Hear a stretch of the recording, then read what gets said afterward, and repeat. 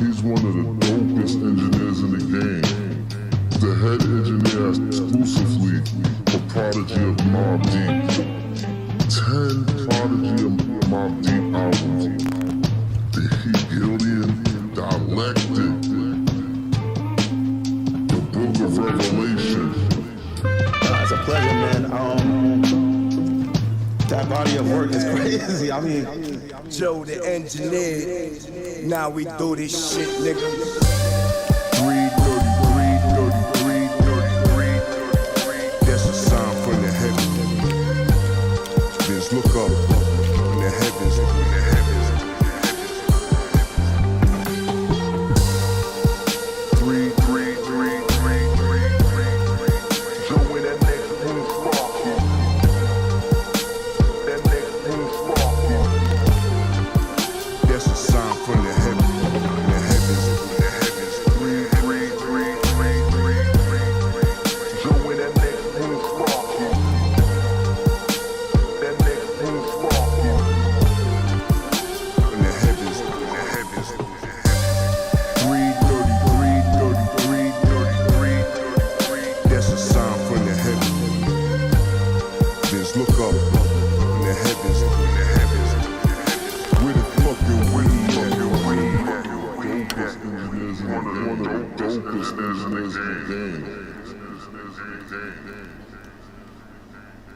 Yo, what up, everybody? It is time for Beat Boutique, and yo, who got a better theme song than me? Shout out to Billy Lines. Who got a better theme song than we do, people? That shit is fucking fire. People are getting mad at me that I use that beat as just a theme song. So, yeah, what up, everybody? I hope Chronic already sent me some shit to check out. I hope y'all been getting busy.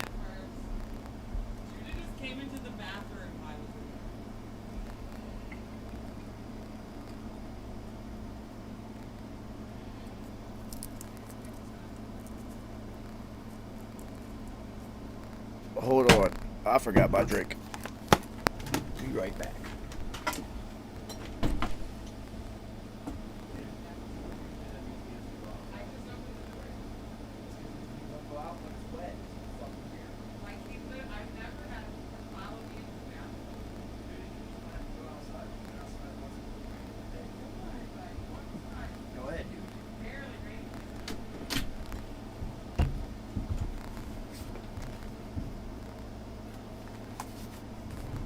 Alright, back to our regularly scheduled program of me rolling blunts and listening to beats. So what the fuck's up? What is up? It's a good week to work on beats because it was 157 degrees in New York this week. So I don't know how hot it was where you guys are at. That shit was fucking retarded this week. So, ain't nobody here except me. I'm gonna smoke some weed and keep working on this beat. It is so hot in New York. Even as busy as I am right now, I made a beat. Not only did I make a beat, I think I went overboard. It's like 34 tracks in this beat. I swear there's a place for all of them. I just gotta find it.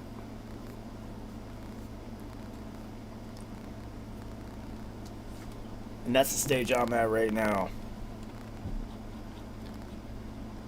Trying to figure it out and break it all down so it makes sense. So, as customary with Beat Boutique, this is what I've been working on this week.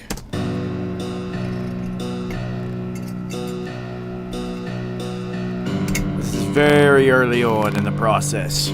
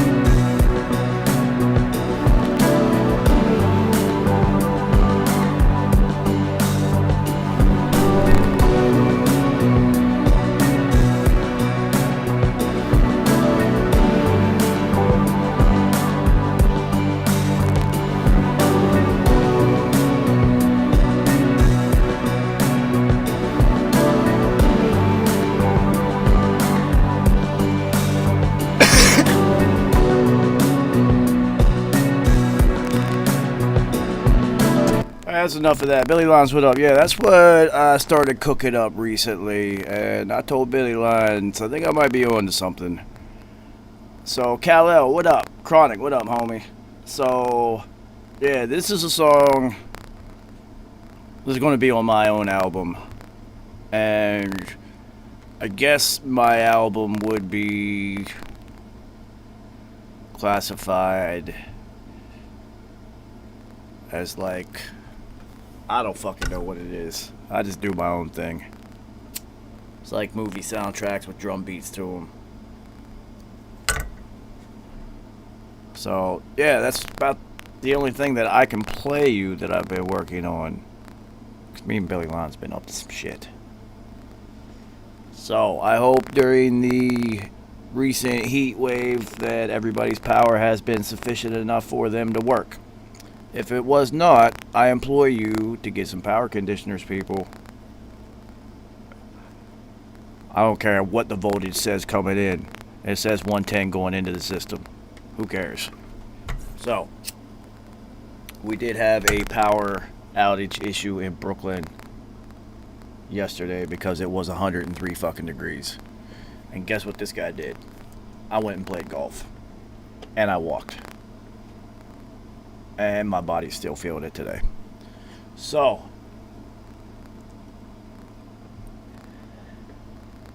yeah, I really, this is about all that I've been working on, like, that I can play you. Yeah,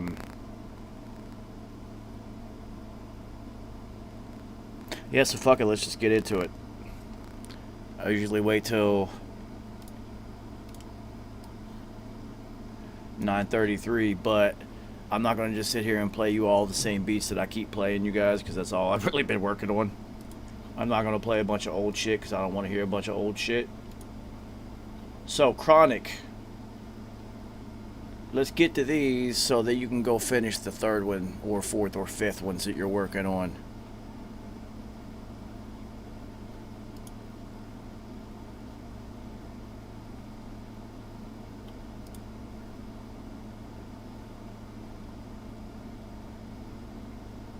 Dímelo.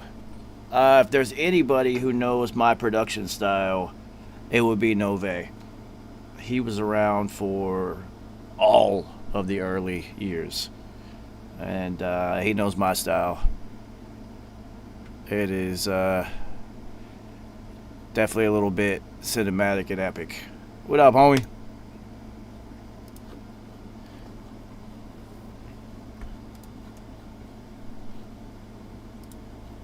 Alright, Chronic, let me see what you got this week. And let me make sure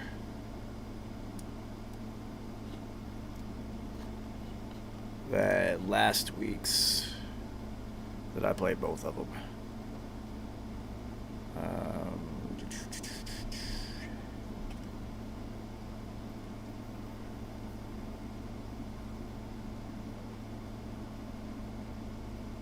The fuck did I do with it?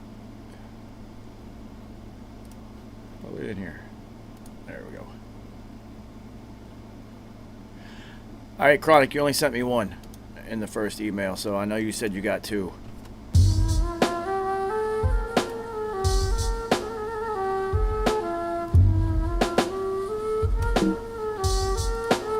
Hold on, I did not mean to play that from iTunes. This whole Gmail thing where it makes me download everything is still super annoying. Anyway, Chronic. What up?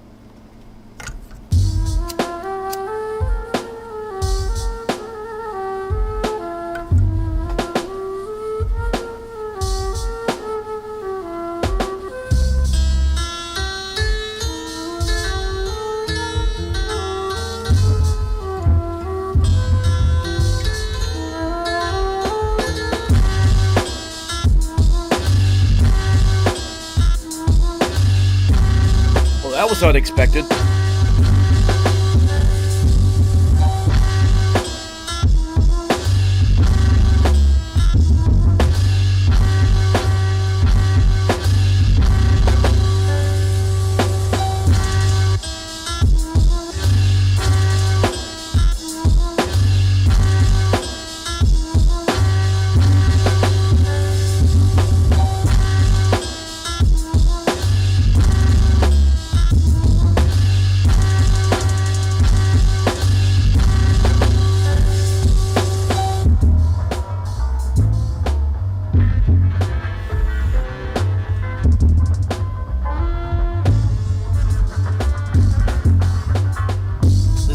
bipolar.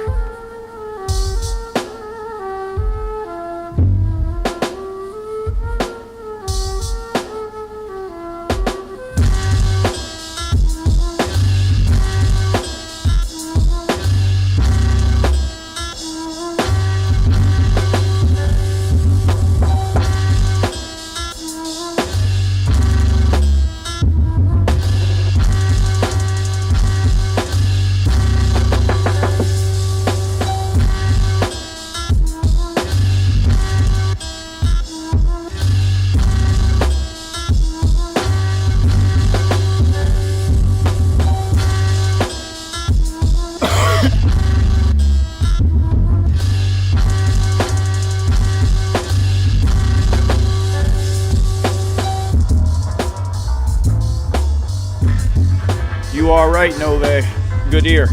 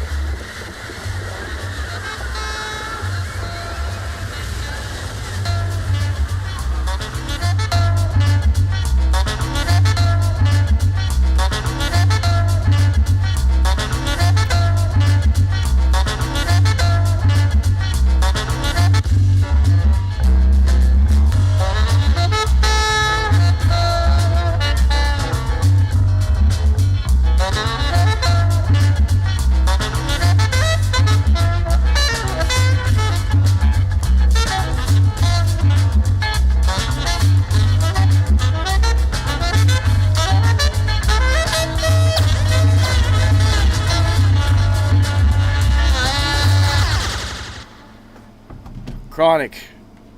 You know what I like about hosting this show for what is now, we are in July, so we are 7 months into this.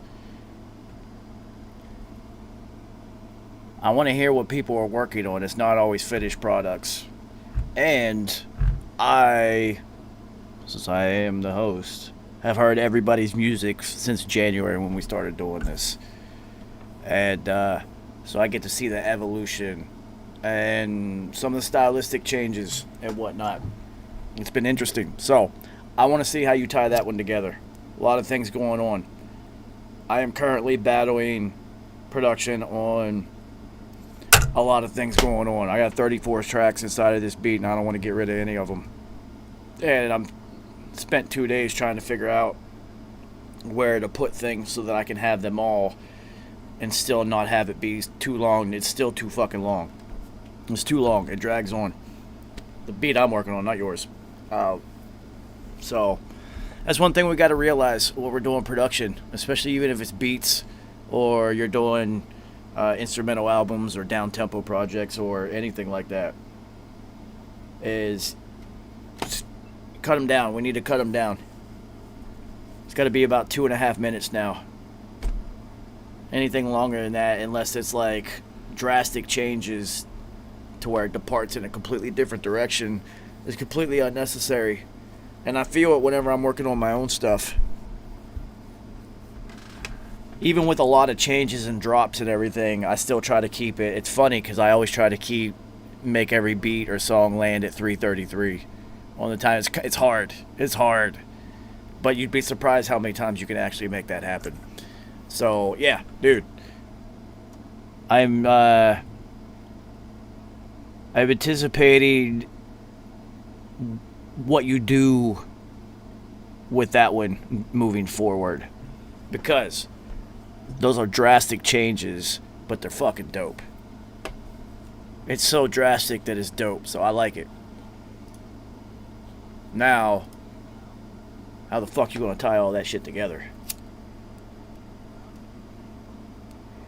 That's a good question. Anyway, what else has everybody been working on? Come on, send me some stuff. Send me some stuff.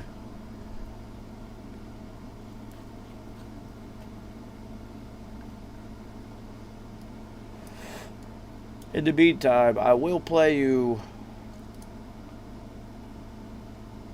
Is it this one? No.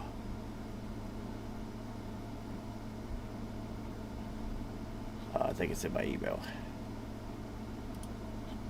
Play you something that I will be working on soon.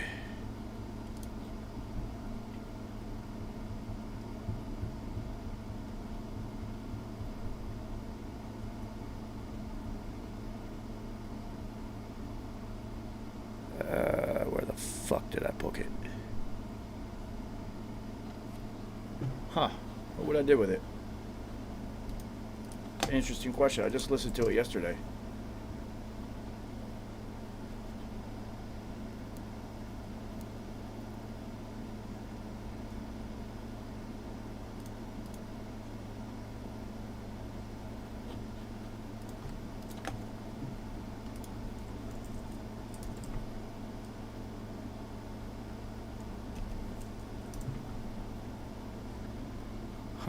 Billy Lines, what the fuck did I do with that shit?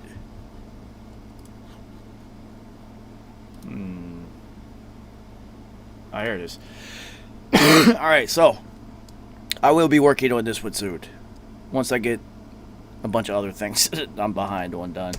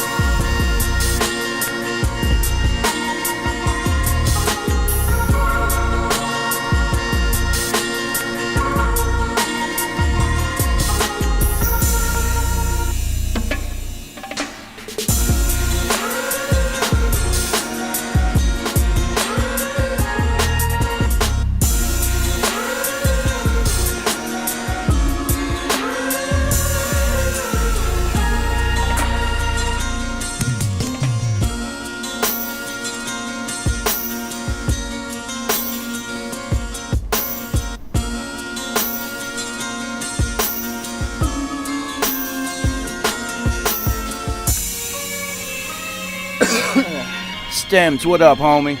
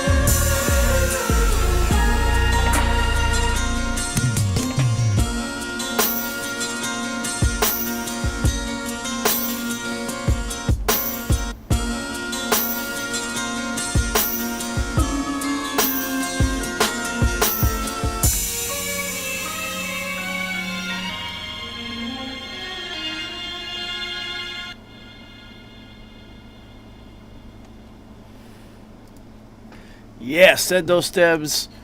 That will be the next thing that I perform surgery on from 333. That would be me and Billy Lyons.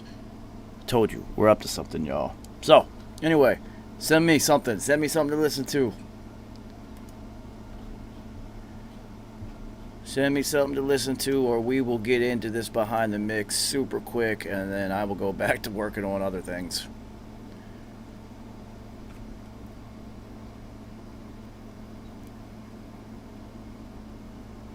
Deck, what up, babe?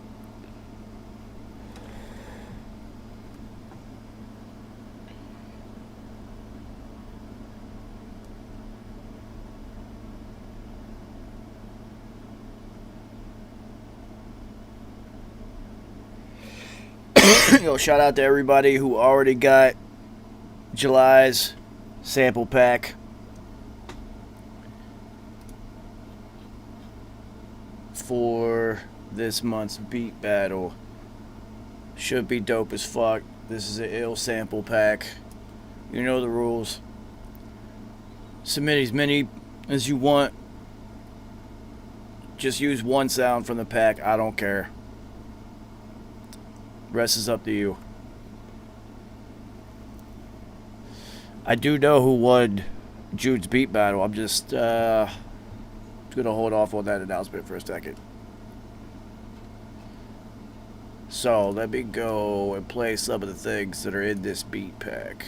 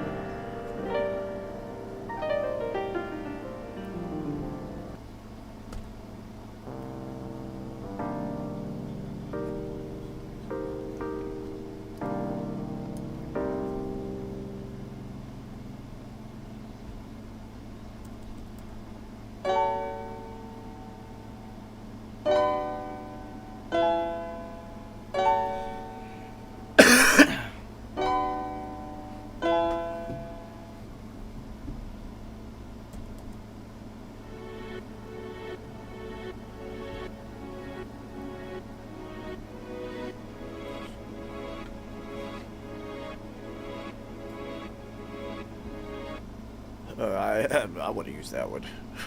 I want to use that one so bad. I tried. I couldn't build anything around it. I couldn't do it. I tried.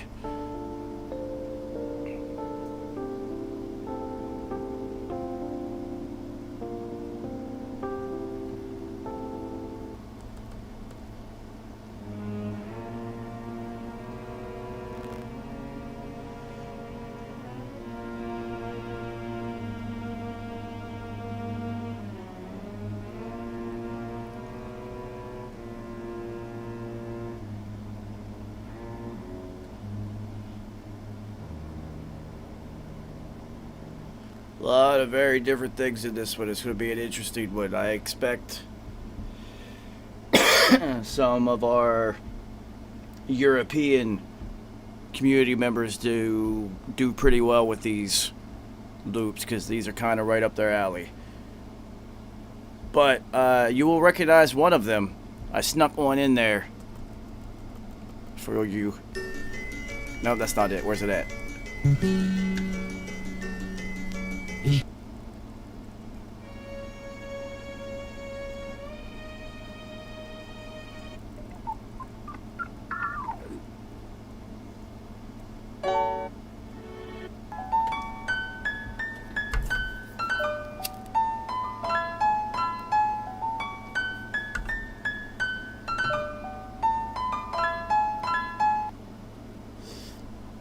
must have taken it out on purpose, which is a good thing.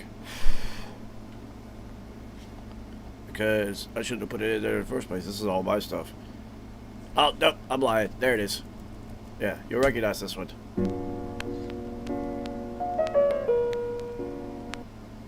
Oh, look what I found. Look what session I found. Anyway, if you would like to participate in July's beat battle, you already know the deal. DM me, email me, hit me up in some way. We'll make it happen. You have until the last Thursday of the month. Get busy. Winner gets a bunch of 333 shit. Get your beat mixed by me live on YouTube. Andrew, I still gotta do yours. I'm behind. I want to add some things. I want to collab on that one before I finish it, though. And you also gain points and rankings in my completely unofficial and malleable end of the year beat battle ranking system. So everybody who enters any month's contest gets points on their ranking. Anybody who wins gets a bunch of points on their ranking. And at the end of the year, we will set up a bracket and have a beat battle. I'm going to still try to figure out how the fuck I'm going to do this. And the winner is going to get a custom 333 MPC 2000 XL. Also, some custom Sony MDR 7506 headphones.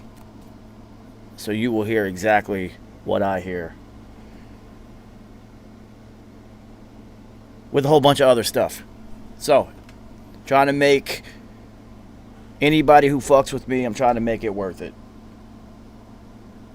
I do this to hold it down for P. Well, this I do for you guys. This is a way to allow me to help you guys make your music better, and I'm all for it. So,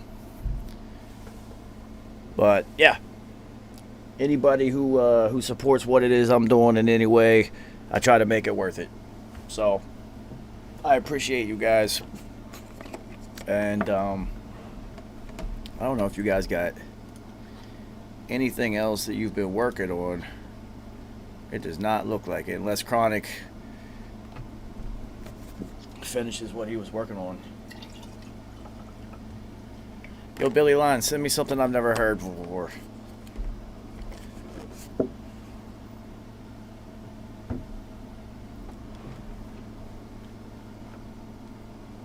And I'm gonna roll the fuck up. And if you guys don't have anything for me to listen to, I guess you'll pick a Hegalia record and we'll get into it. You can't use my line. That's my line. You can use it in a bar. You can rap that one. You stole that from me. Actually, I got that from Cash Bills. That was a Cash Bills line once. Because literally everything he said, I know when Cash is one of those old men, he won't be one of those guys that rhymes everything he says. Everything's going to be a limerick. Because he already does it. Or he says things that sound like they would be in a limerick. And that was one of them. He said, I'm high as giraffe pussy. And I was like, wait a minute, what? He said, think about it. Giraffe pussy mad high up there. It's like, what in the fuck is wrong with this dude? What's another one about giraffes?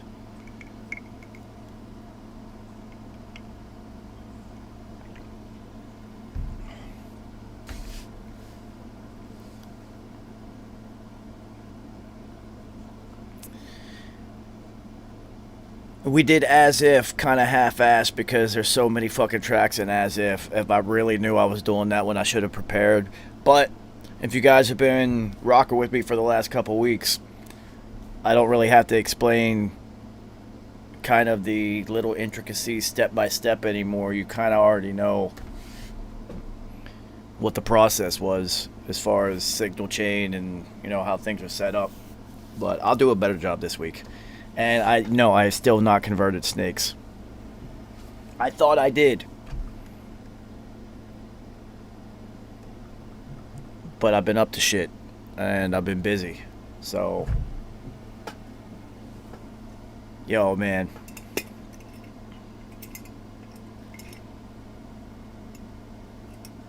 I will tell you that last week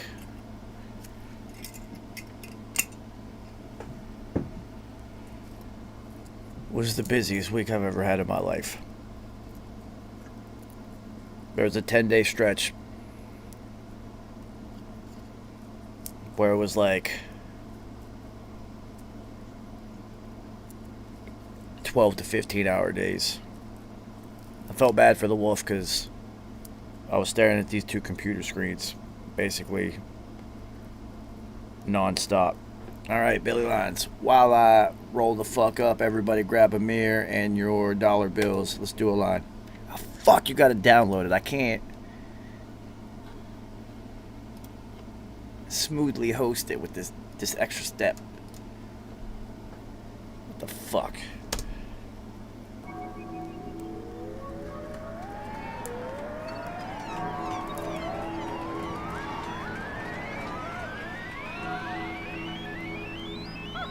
I know this beat.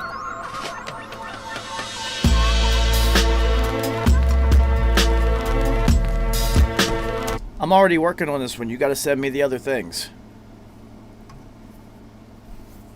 You gotta send me the other. You updated some things, and I don't think I downloaded them in time. So you gotta send me what you updated so I can finish that one. But I know what you're doing there. You keep doing that so that I'll finish it. You keep making me play it. I know what you're doing. Nice try, Billy Lines. I've known you long enough now. That's your way of being like, yo, finish that shit.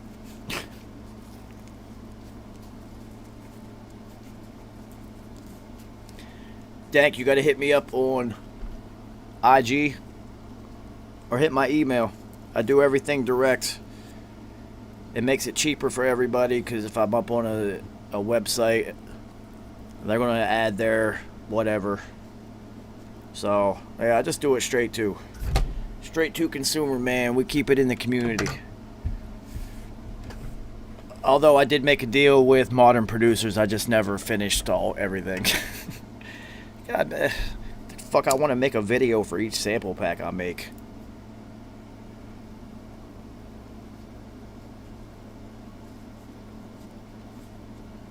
I got mad sample packs, man. I want to make 30 videos. They're like, oh, you need to make a video, an introduction video, kind of demonstrating you using something from the sample pack. And I'm just like, what? The fuck kind of shit is that? Who watches those? So, you guys are all producers.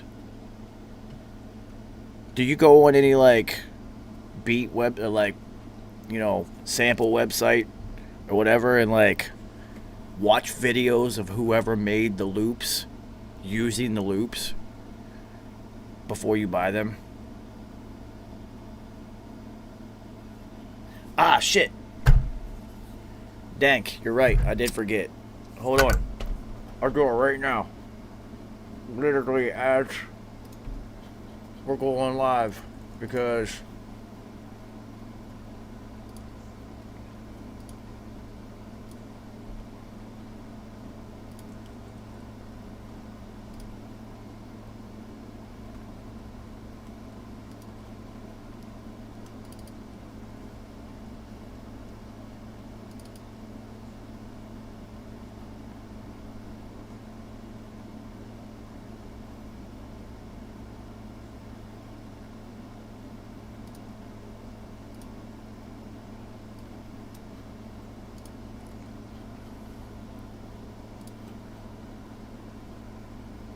Dank, what's your email?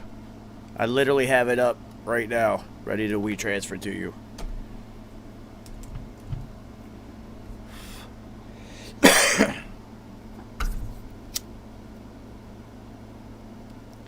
Yo, Dank, I literally only use IG to communicate with people. I use it more than my phone.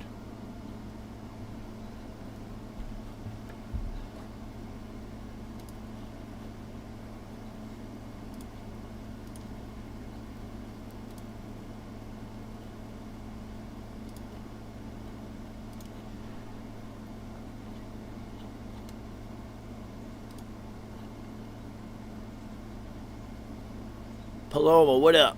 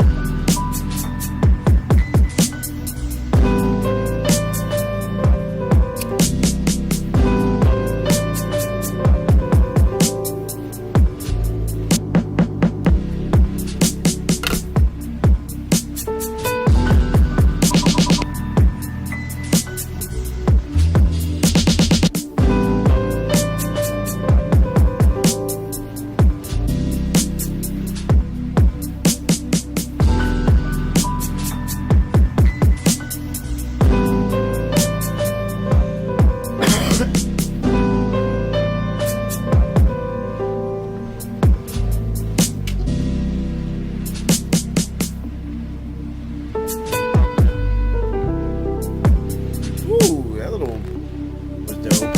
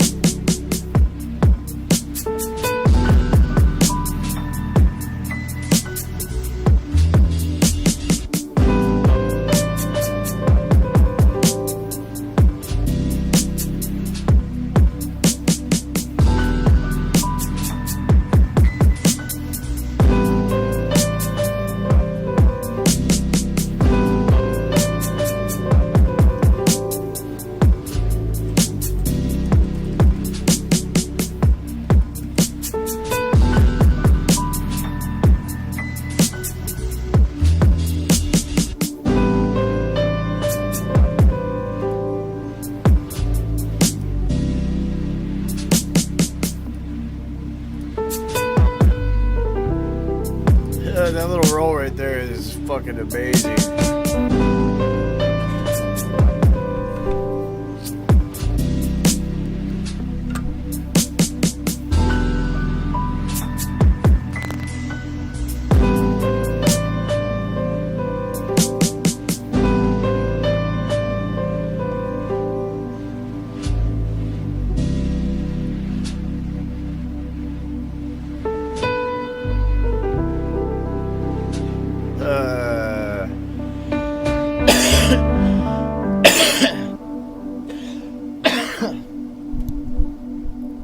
Yo, Dank, my bad don't take it so long, man. I got outrageously stupid busy.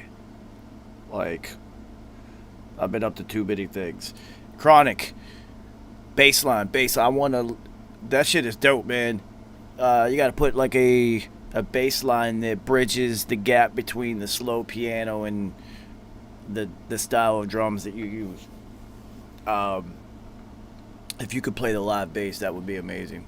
If I could play the live bass, that would be amazing. But yeah, that shit is fucking cool, man. It's such a departure from you, but it's not, because your kick patterns and fills are your signature. So, yeah, that's fucking cool, man. That was cool.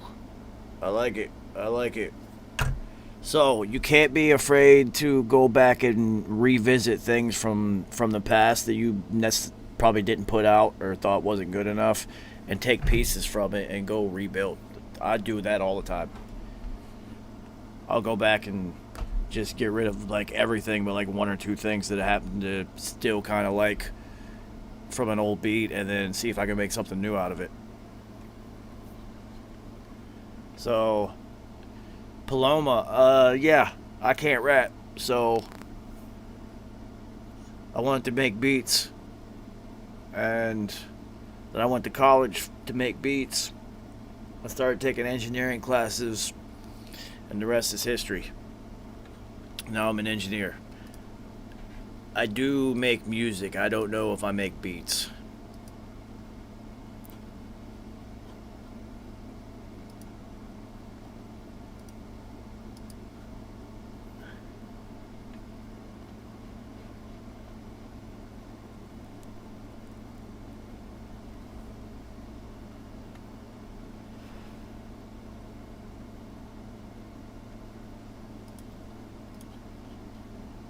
It's funny because the title keeps saying 2 now, got 1 in the oven for later, and I keep thinking there's going to be 2. Because it's the same email thread from last week. And I'm high. Maybe as giraffe femurs. Not quite up to the giraffe pussy. What a funny line. Oh my god.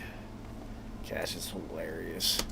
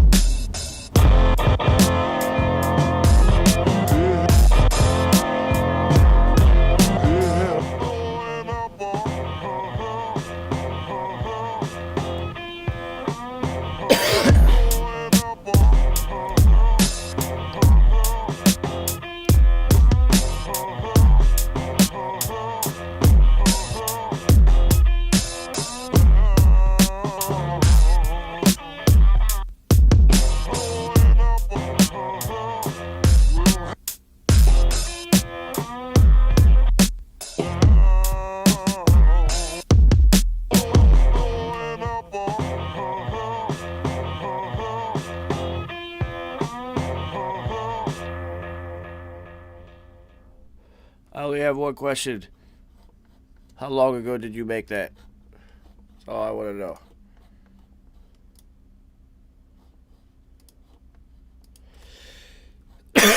Oh, excuse me. All right. Let's get to something important. It's going to be a quick one.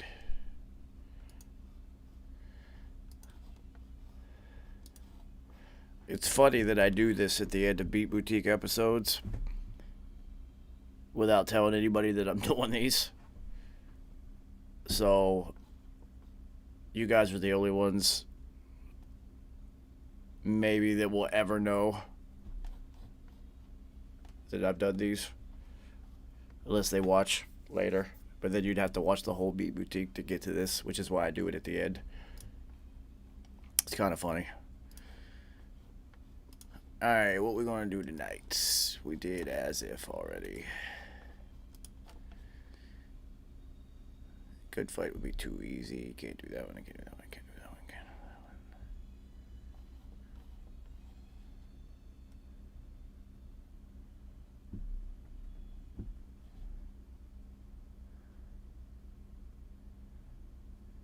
that one. Oh, yeah. Quick Beat Boutique. Microcosm is a good call, Chronic, because this one will take a little bit longer than some other ones. So, y'all better roll the fuck up. If I'd have known this was doing this, I would have called Mimosa and had him like pop in for this episode. He totally would have done it. Shout out to Mimosa.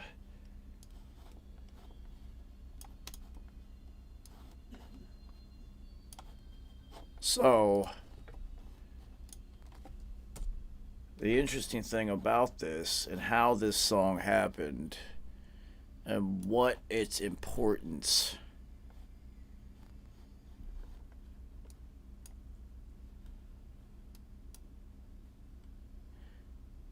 means to this album as a whole.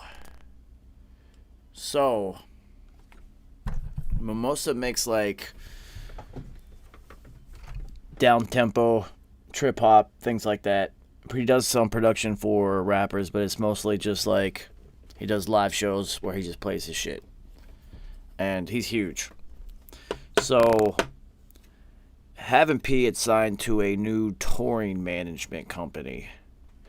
And the devil incarnated himself hits me up and is just like, yo, they just signed to this company. Is there anybody else that works with this company that it would make sense to do music with?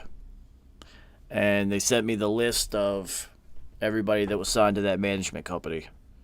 And I literally went through everybody on there, and Mimosa was the only one that made any sense. Because I knew that everybody who makes down tempo and trip hop they're influenced by rap music. So I was like, yeah, Mimosa. So they reached out to Mimosa's management, and he actually was just putting the finishing touches on his album. I'm high. I can't remember.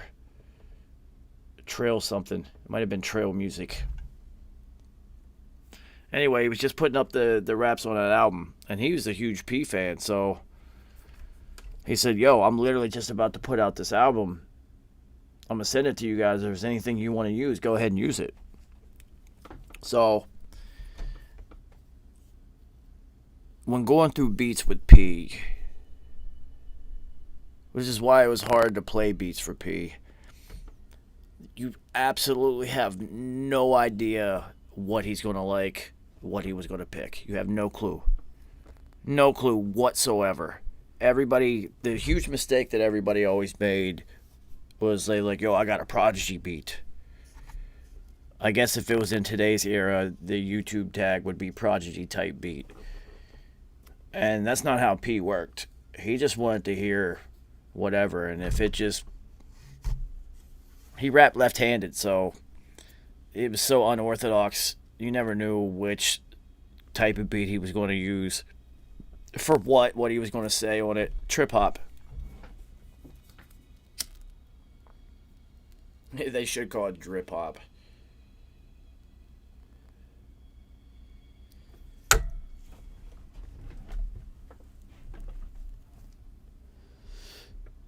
So, I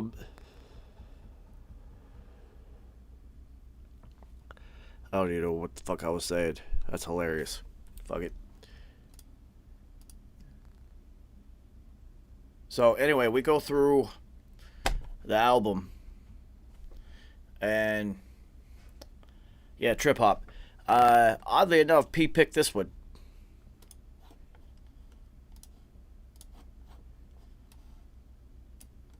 Which goes to show you once again how you just never knew what he was going to pick. And Mimosa had called this one Outer Space.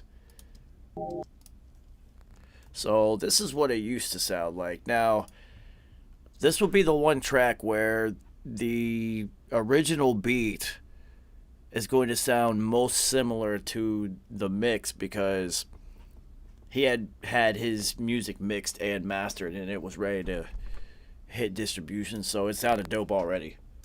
So I really didn't want to do too much of a departure from what he already did, but shout out to him, because he did not even hesitate to send me the stems for this session. He was just like, oh, nah, go ahead, do your thing. Instead of him just being like, no, I just mixed that and had it done, why don't you just, put his vocals into this one. He literally just says, he didn't even hesitate. Just bam. Which was fucking dope, man. Shout out to him.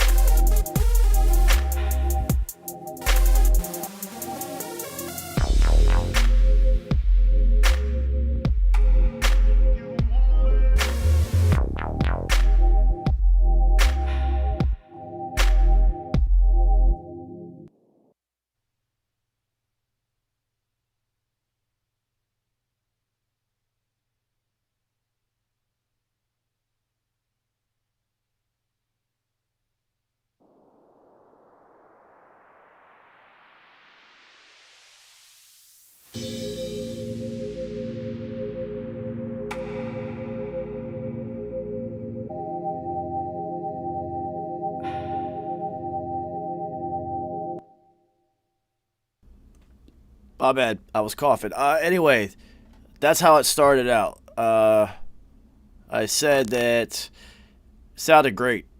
So I didn't want to have to do too much because I didn't want to make too much of a departure. But I still had to make it my own thing.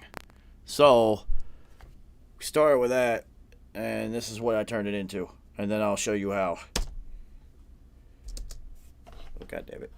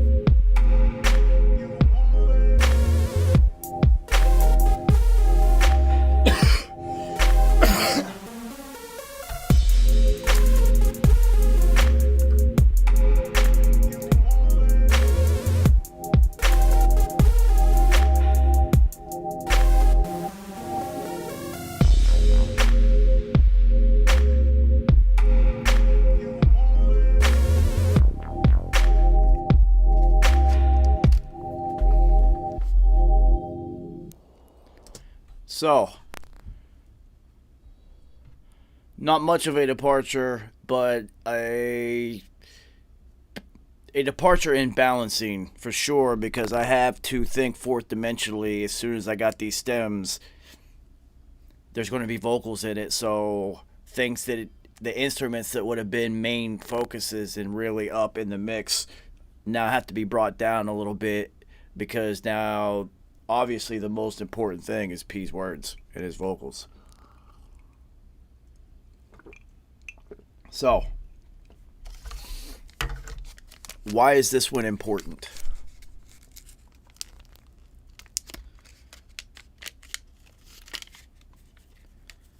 This song literally is what started the Book of Revelation.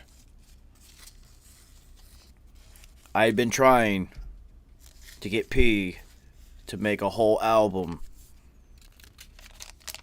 like Black Devil, Stronger, and stuff like that, and put it all like a whole album of that knowledge, that power. And you know, I've always told you, kept saying you can't give them all medicine. You got to mix it in with the food. So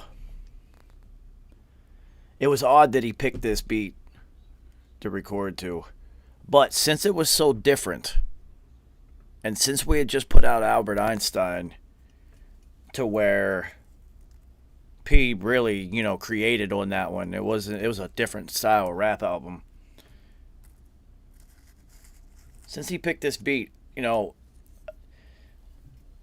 it's not like I'm sitting there beside P when he's writing and bothering him.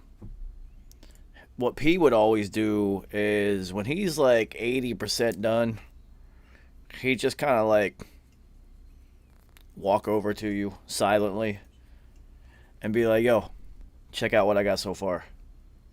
And Al just posted about that on P Day. He said that he missed those moments the most, because that's what P would do. He'd be like, yo, check this out. And he'd be trying to work through it, and you'd literally hear the beginnings of this is like the Big Bang, right? This is like the beginning of creation. The first couple bars and whatnot, and where he's going with it, and you'd be like, oh shit, here we go.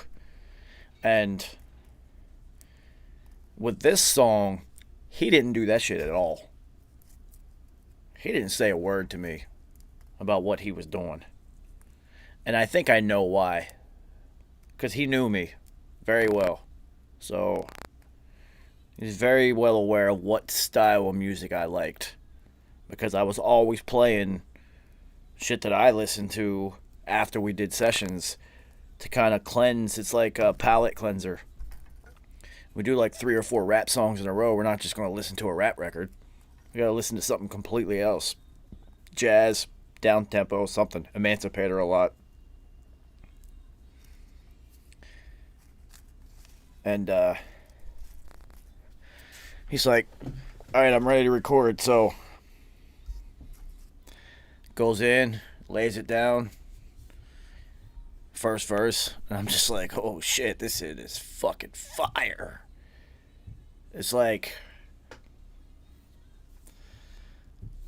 such an allegory. This song is like literally like a religious text. This, the way he wove the knowledge into how he played with this one.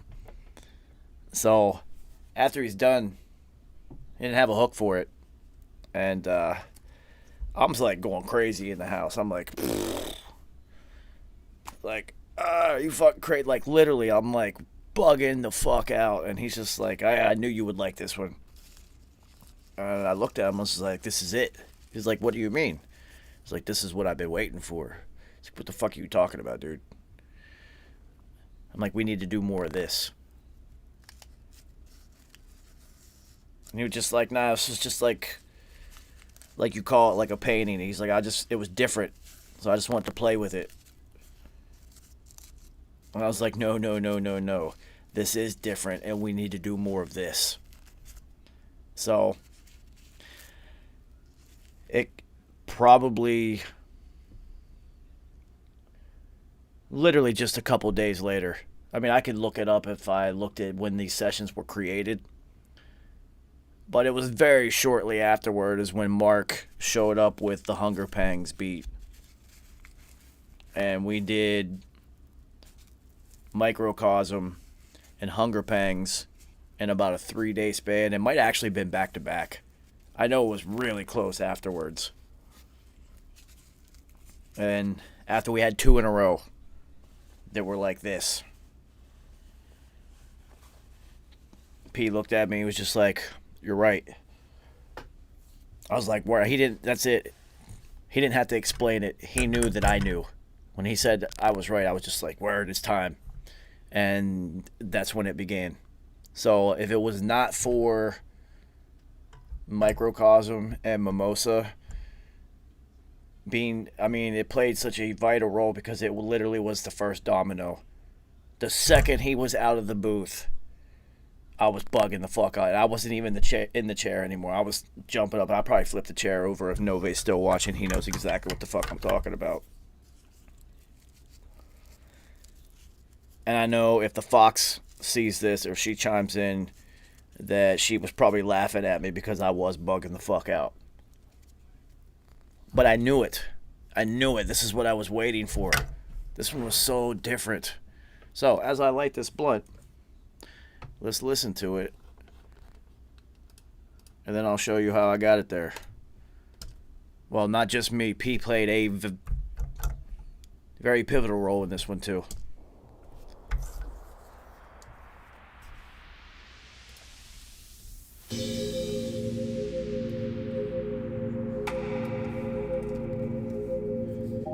Understand that time is running out. Yeah. That last hourglass sand drop, too late for a teardrop. Should've made that thing pop, should've been more aware of that. W-A-R, nigga, it's all theatrics in one great big drama. Whole universe in the audience, now think about how really small we are. We like blood cells, moving through the veins of a heart inside Mother Earth body. And damn, she thick. You ever think about that on weed? It's a trip, meanwhile back on a higher plane. Where real life is taking place, we stay away from the lames. We don't let the bullshit drain us, stay away from them basics. All love, no hatred, but we don't tolerate fools. Please try your call later, goodbye. God controls when I die, and I'ma meet God halfway and I'ma extend my life. Case in point, trying to kill me, I'm trying to kill you too. I overcome and survive, cause that's what niggas do. I'ma buy beans, cause that's what niggas do. Right. You understand me? I'ma smoke weed, cause that's what niggas do. I'ma pack a gat, cause that's what niggas do. You understand me? I'ma get drunk, cause that's what niggas do. It's evident I'm that nigga, and I will never not be that nigga. My confidence is never shot, it doesn't go away. It's on me like some body armor. Look into my eyes, I ain't playing with you motherfuckers. Burn something with your boy, let me play you these joints. I've been working all year, let me ball your ears. Come check a nigga out, no I won't let you down. This that #1 murder sound. One by one I knocks them out. and give less fucks than Danny Brown. Fly ass nigga, I'm a motherfucking Mac. I'm way too strong, better step on that. What the rap audience ain't ready for is a real person. You know what I want to say, a real N-I-G-G-A.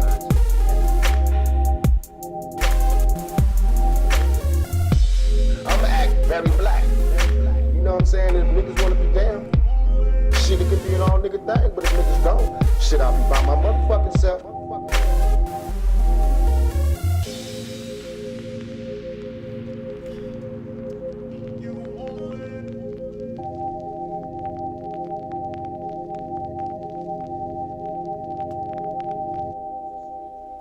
That shit is so dope. Anyway, as you can see from after the first hook, what would have been the hook here on this line, things are different. So I was allowed to, Vegas, what up, man? Roberto, what up? P gave me total autonomy because when he laid it down, the original loop, as you can see up here, was completely different. I was able to go and build the beat around P's second verse and then make an outro out of it. So I did a lot of moving things around so that they would hit where I wanted them to. So, for instance,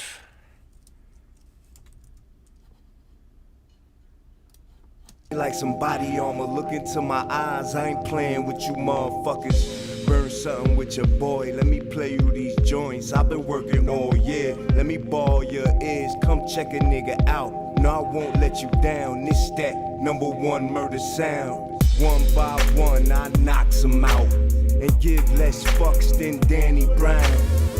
so this vocal sample. Say if you want it.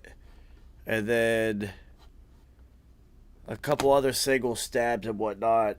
I went and placed them in certain places so that they would all hit, especially the if you want it.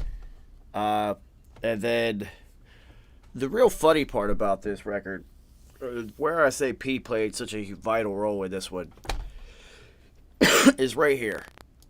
I'ma buy Benz, cause that's what niggas do. You understand? Alright, so P was like, nah, I don't have a hook this one, but I got an idea. I was like, alright, word. I promise you, on everything, this is exactly how it happened. P said, I got this idea for this Tupac skit in there. I was like, word. So he's like, yo, play it. And I played the record. And he had this YouTube video pulled up.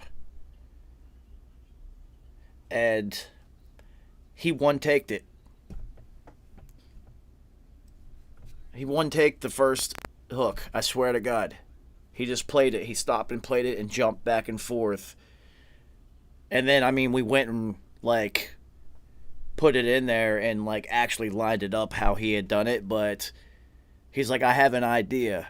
And I hit play and then put the aux cord into his laptop so they could hear both of them at the same time. And he literally took this interview from Tupac and cut it up like a DJ on his fucking laptop mouse pad, live one-taked it. It was fucking amazing. We just looked at each other and I was just like, well, that's it. That's it. I'm just going to do that. He did it in one take. It was hilarious. I'ma buy Benz, cause that's what niggas do. You understand me? I'ma smoke weed, cause that's what niggas do. I'ma pack a gat, cause that's what niggas do. You understand me? I'ma get drunk, cause that's what niggas do. It's evident. I don't know. It was so crazy how everything was timed perfect. I was just like, oh shit, that's it. Yeah. So Vegas, when things like that happen, it let me know that we were walking a path of like destiny. Like, oh shit, here's the pieces you're supposed to use. Cause it was, oh shit, let's do that. So the dope part about that is at the end. What the rap audience ain't ready for is a real person. You know what I want to say, a real N-I-G-G-A.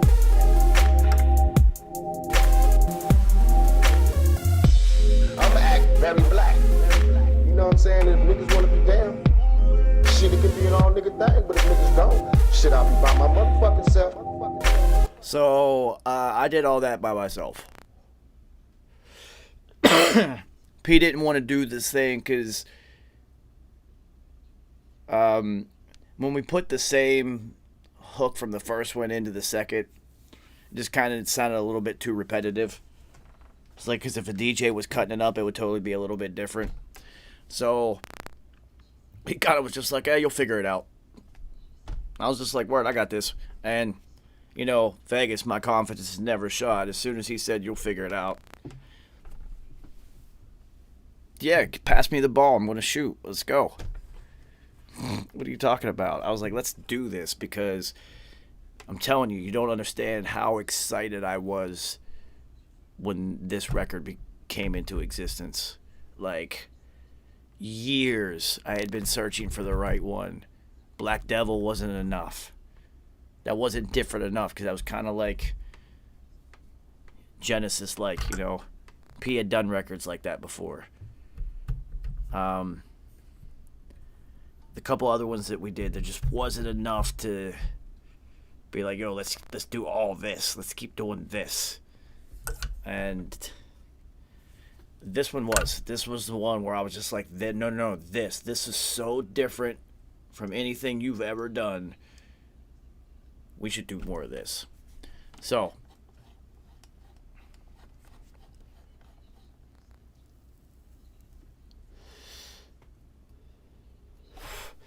the only change that I would make is at mastering, we took off one song and moved it to The Book of Dead. Knowing how things played out in reality, how they did, I would have left that one on there. But other than that, honestly, dude, I know, and it makes me content, because as a mixing engineer, when you hear music, if you didn't do everything that you wanted to do, or if you didn't nail everything down perfect, you're only going to hear the mistakes when you hear that song. You're going to be like, I wanted to change that right there. When I hear this album, I don't even have a thought like that. I think that I, as a physical being, was just a vessel for this expression. I would like to take a lot of the credit on all of everything that happened, but I am also a pragmatic and realistic individual, and I understand how the universe actually works, I think. So, yes, I have the skill set, and I was able to pull it off with P.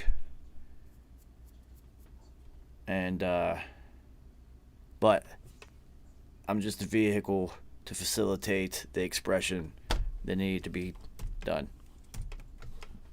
Nothing more, nothing less. So, something interesting about this track, though, and I've played this for you before, I believe, but maybe not, is at the very end of this track, before we had actually put the hooks in, P had laid down an outro, because this song, though it wasn't long, it was like kind of cinematic, so he didn't want the beat to tail off for too long, so he put a little outro in it. Shit, I'll be by my motherfucking self. Better step on that. Yeah, IOD, you can bet on that. We not fit play the curb, your head on that. You can't come around here, you need to respect that. This the upscale section, we're the best at.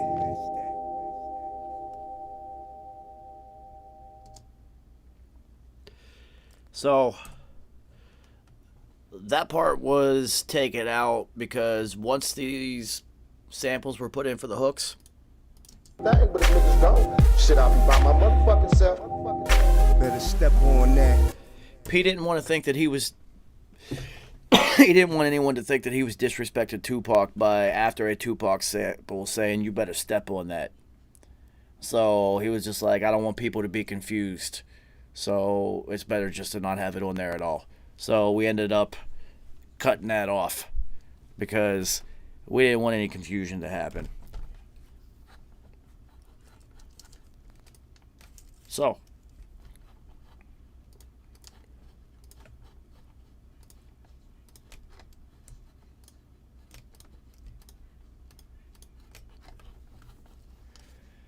let me make sure I got all the buses active, because I'll be high.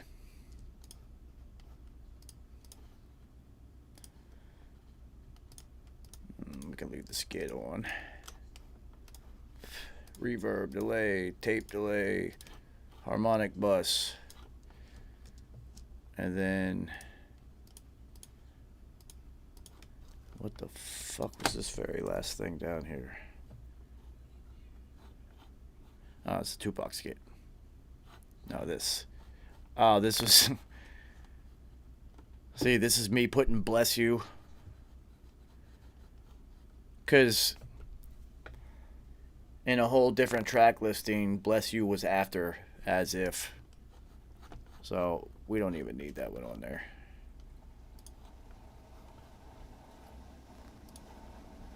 So when I say that we worked for a year to create and then a year to mold and polish, it literally took us a year to figure out the track listing, which tracks to use, which order, how to shape it together, how, like, literally a year.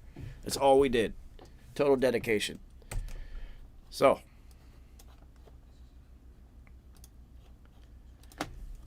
I guess we shall get started.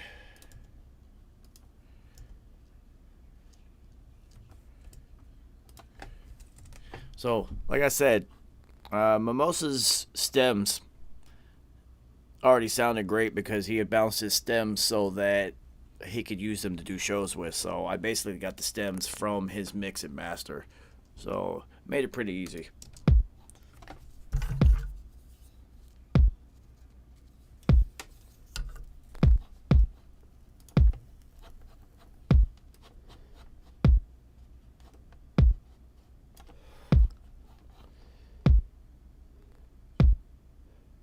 See, you can tell I barely even use HIDI compression.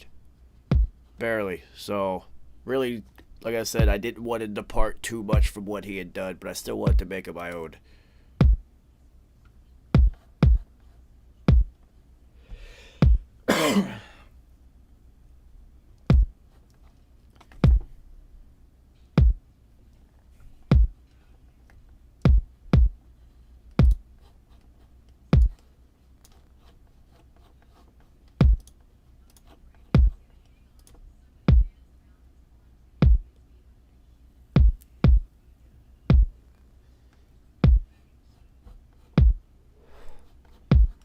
Gradual. Again, not wanting to do too much, but this is rap, so I definitely wanted to hit more. And I feel like I have a pretty solid understanding of how to control kicks and the bass in rap music and still make it really knock. So I know it's a sin, but I always do it, so fuck everybody. Reverb on the kick.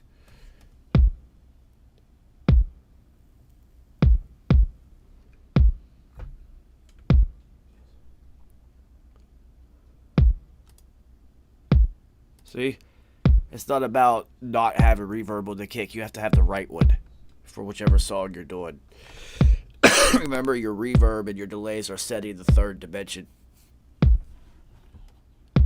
So you would want everything to sit within that third dimension. Nothing on the delay, of course.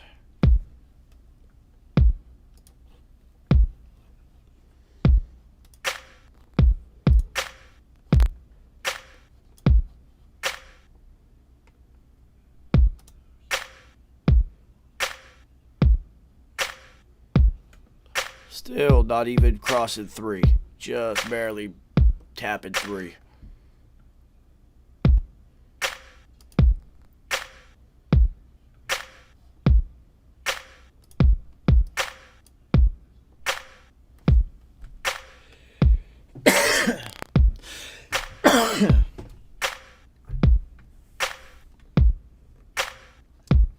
So if you're doing like a snare and you pull up an EQ and you've got one giant spike like this, essentially what you're doing with just one giant spike is you're kind of tuning it. So the further up you slide it, it's going to kind of pitch it higher. Not really, but kind of just enough that it will feel like you're pitching it. So if you have a snare that you like, but it's just not quite right, you can manipulate it with an EQ and kind of tune your snares, which you should always tune your kicks and snares, tune them so that they harmonically and musically fit the music that you're making.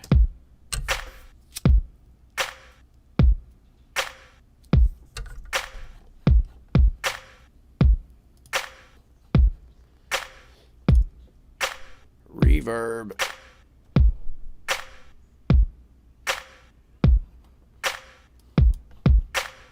See, it's drowning in reverb. There's barely even a difference, but there's enough. Because like I said, everything's going to have a little bit because we're set in the third and fourth dimension. We just haven't used the fourth dimension yet because we haven't implemented any delays.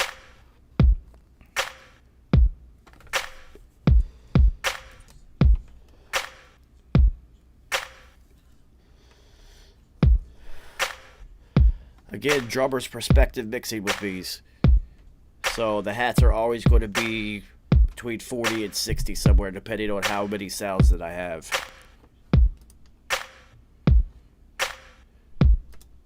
Two hats on this one, so.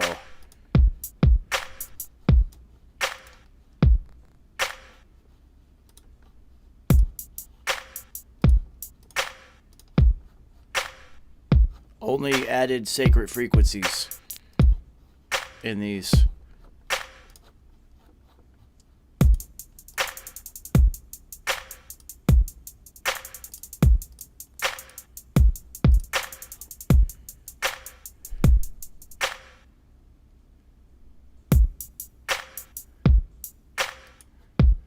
Alright, so let's add some cymbals.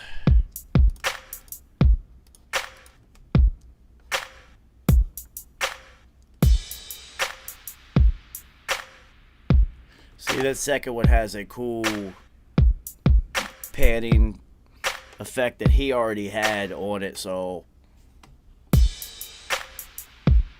you can see I didn't add anything to it except a little bit of reverb.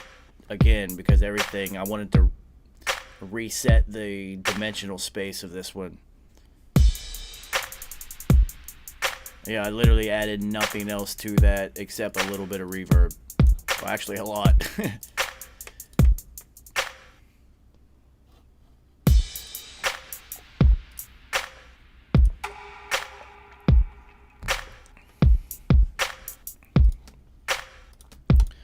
Have to control that wood block a little bit. Guarantee you, yeah, see, bunch of reverb and a little bit of control.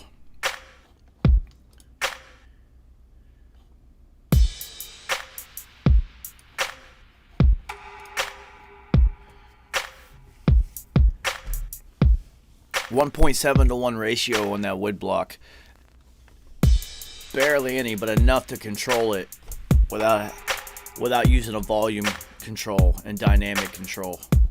Because as you can see when it comes by, it gives you a visual. It only shapes the transient. You can see it. That tail end on that, I still wanted it to be present, so I don't want to have to write any volume automation on all of those.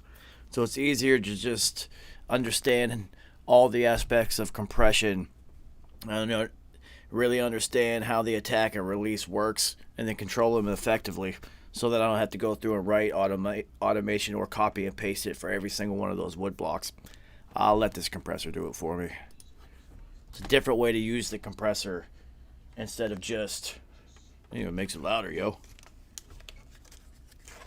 So, we've got our drums. You can see, I literally, like I said, I don't have to do too much. It already sounded dope. It's literally like working on an Alchemist beat, because Al spends a ton of time mixing his stems and his beats so that whoever mixes it can't fuck it up. His sound is his signature. He doesn't want whoever mixes it to fuck it up. He already gives you the blueprint. He'll let you do what you do, but he's going to be like, here, start from here. Which, it's fucking Alchemist. How could you not just go with what he's already got? I'll show you whenever we get to, like, No Contest. And,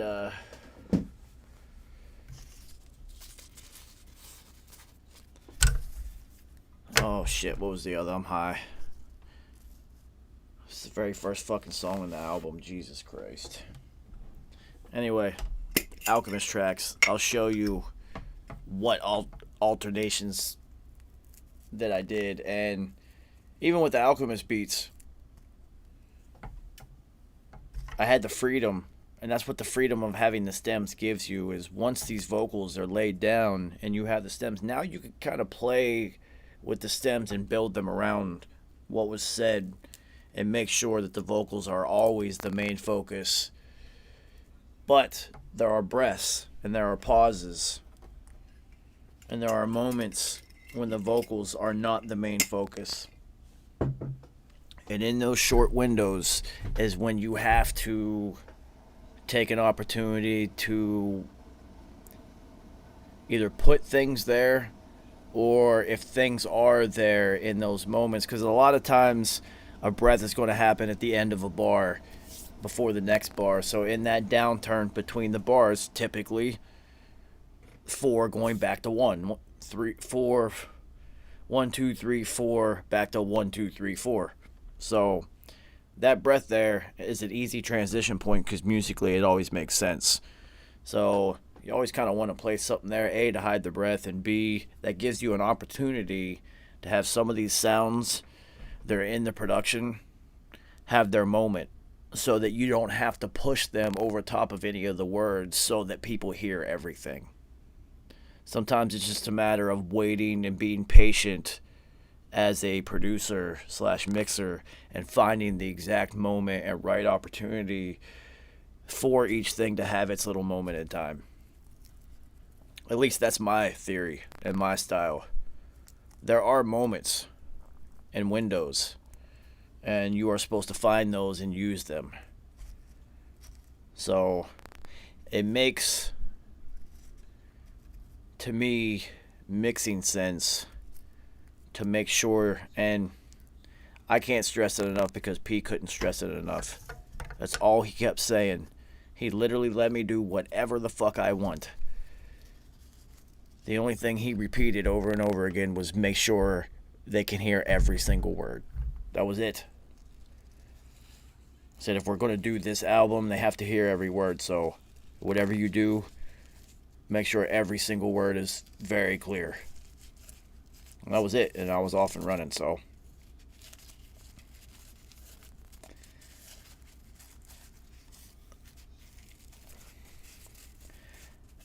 now that we got some drums, you guys know what comes next.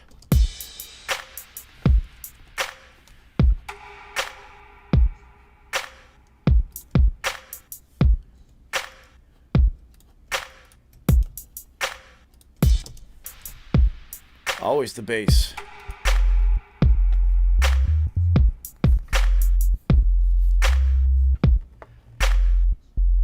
Yo, Billy Lines, I bet you if I did this record now, I guarantee you I would still use Bass Rider Live.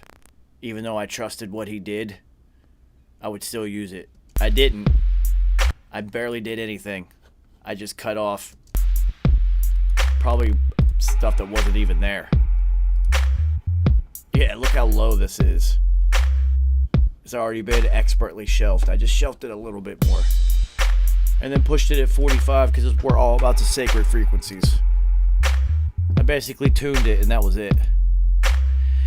And added some reverb.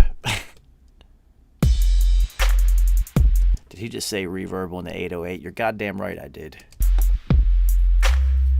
Yo, it's hilarious because you're not supposed to do that.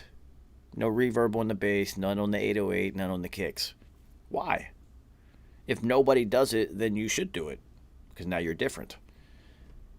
You just got to learn how to control it. Jimi Hendrix learned how to play a right-handed guitar upside down because he was left-handed, and he became the greatest of all time. You got to be different, yo.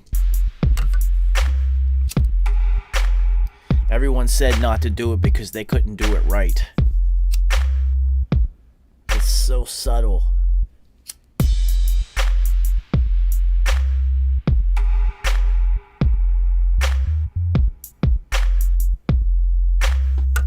Alright, so an 808 on a bass, I'm going to explain this to you real quick. The reverb on the 808 in a bass. Once you get the bass tuned properly, and it's really just vibrating, and it's not like distorting or shaking, it's just like really vibrating properly, like you've hit the right frequency that the sand on the vibrating plate would form a geometric shape. TMI, what up? Once you get that done, and you get that vibration set, now you can add reverb, because if you add the right amount of reverb, it will sit literally right behind the end of that vibration wave, because every wave gets weaker as it goes out. So as this bass wave goes out, it's going to get weaker. So if you time the reverb properly, as the bass is getting weaker, that frequency is getting weaker, you can have the reverb extend that artificially and create the third dimension, at least alter it and shape it, every single thing, including the low end, which is not easy to do. I do take very personal pride in being able to manipulate the low end on bass and kick frequencies, because it's not easy. It took a lot of research, but once I figured it out, you literally just have to do a couple things, and it will always be like that. So I think that everybody was just scared of putting kicks on reverb and bass because they couldn't figure it out. And I'm not going to sit here and be like, I figured it out. But at least in my own mind, I think I figured it out.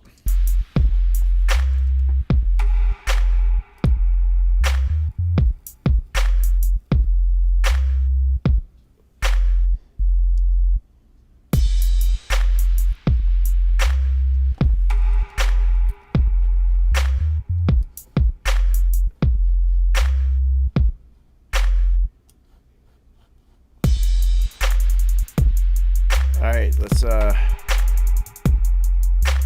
get serious about this beat now. Alright, so this chord's already had this cool effect on it where it kind of like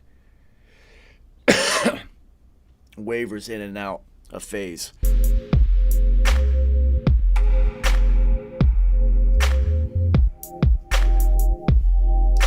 That wavering allows the high end, like the hats, the scratch, the wood, all the percussion effects, to have their little moments even within that, those chords being there. They don't really get buried, so it's dope because you don't have to push them so hard, so high up in the mix. You can actually have them be real subtle and smooth, because this is the style of the production anyway.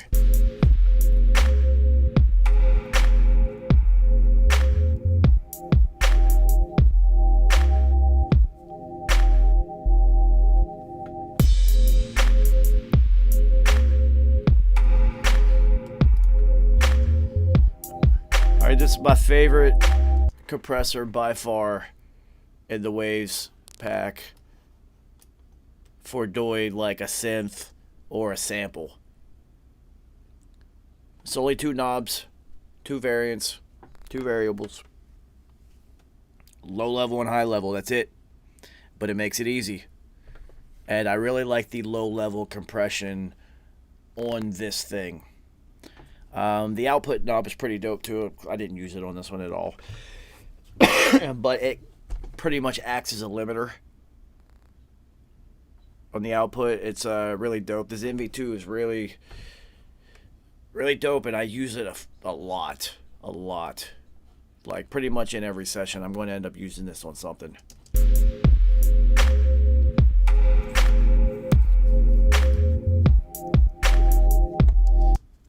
There's such a huge difference.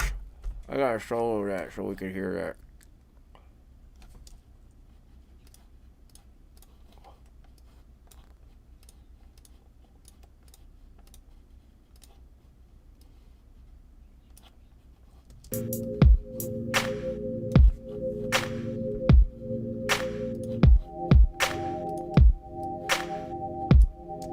Alright, basically use this to add dimensions. It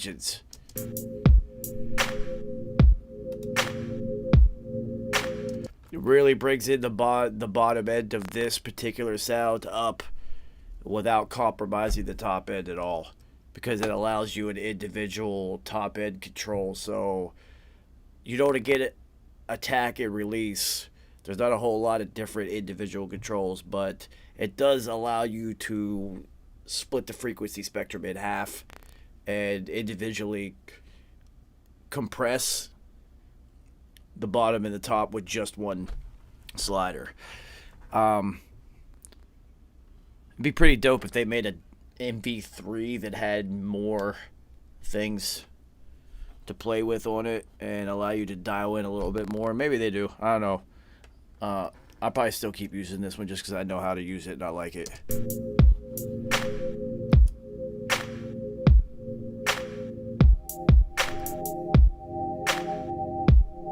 Huge difference. So much presence now.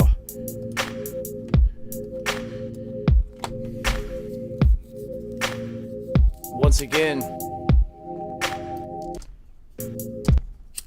using this pull tech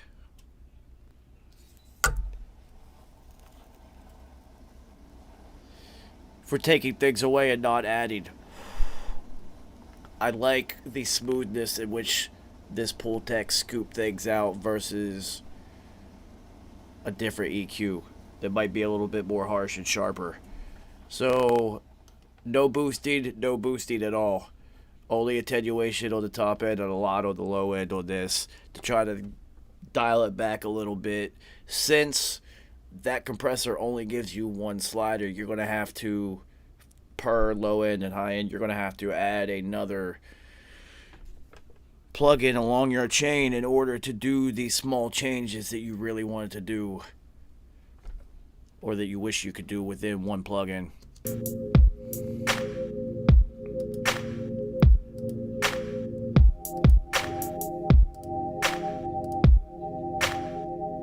I don't know if you can hear it. I know I can hear it because I did it, and I know why I did it.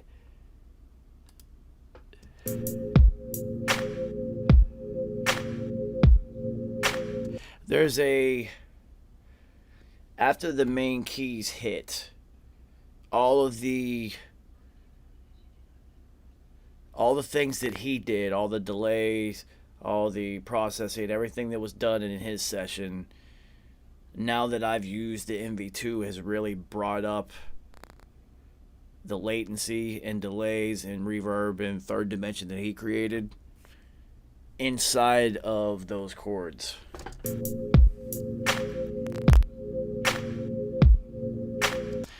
And it's like, it's literally right behind when the main presence of those chords comes up. So I know it's weird because of the phasing, the intentional phasing, but I can hear it. I hope you guys can too. If you can't, it would behoove you to get these fucking headphones, because then you would know what I'm talking about. So anyway, the attenuation that I did was to get rid of that, or at least to control it a little bit.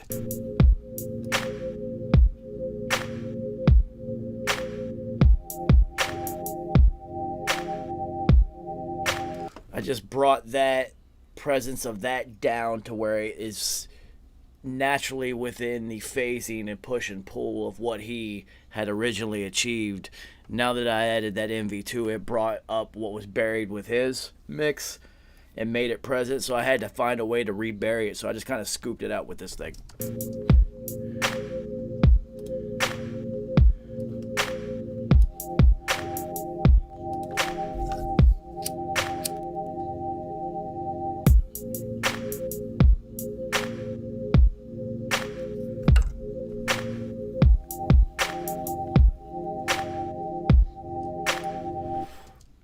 went double on the filter.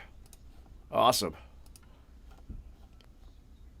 Multiple points of modulation on this filter, and then I used the secondary filter to just really scoop out something that was annoying me.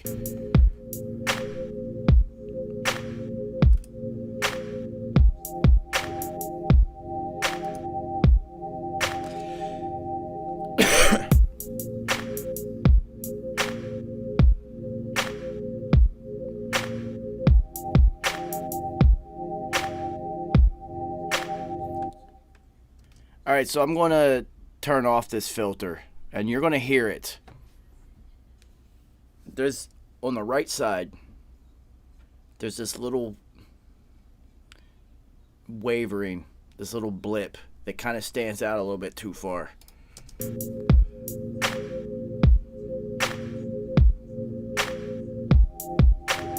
Right there.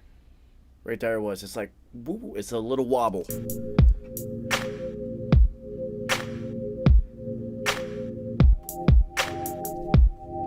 Right there. Let's control that.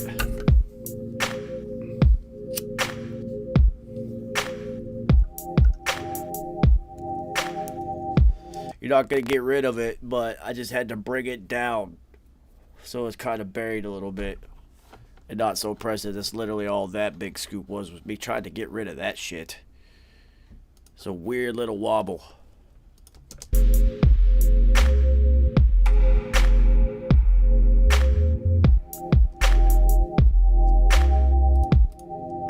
Now it makes it sound liquidy, especially if we add this much reverb. Now it's, I just went straight to, I bet you that I had it around, somewhere around 16.1, and when I saw that it was close, just was like, nope.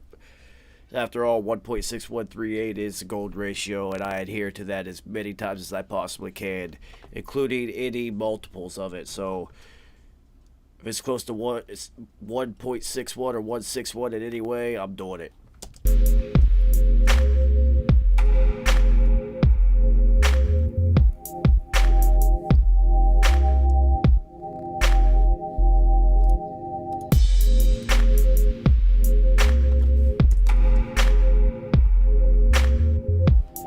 Now, I did send some of these main chords to the room bus. So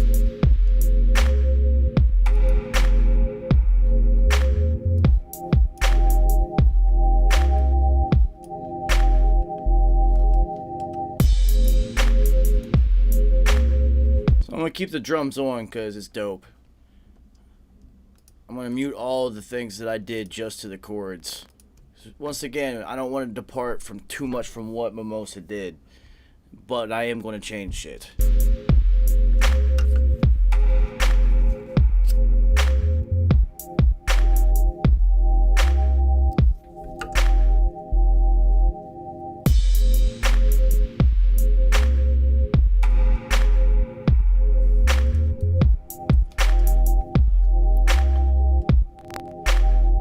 Out of bid.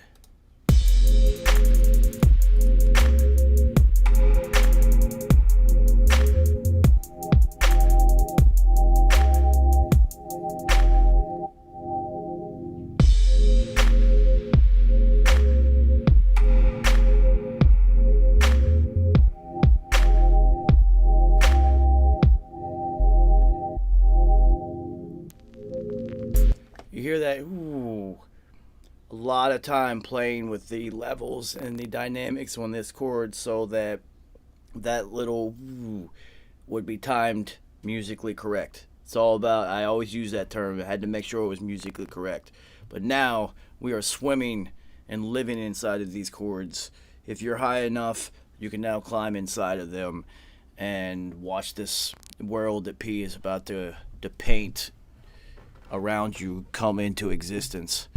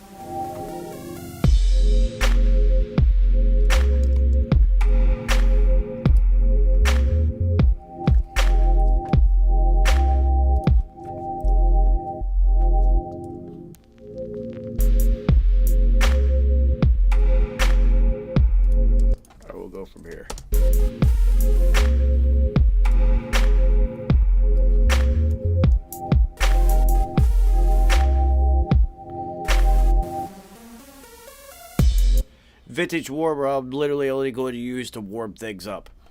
As you can see, as always with me, because of Michael Brower, we're barely touching the meters. Barely hitting it. I just want the sound of the plug-in. I don't really want it to affect it too much.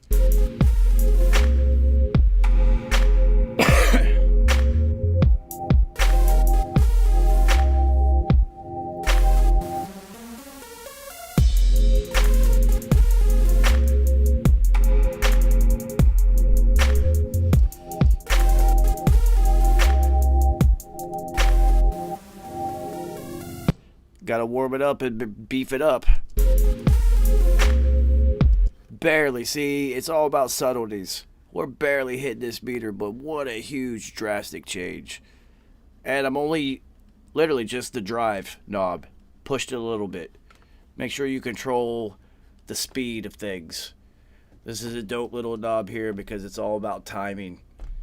The release on anything, compression, delays, reverbs, the tails, the releases all have to time with the music.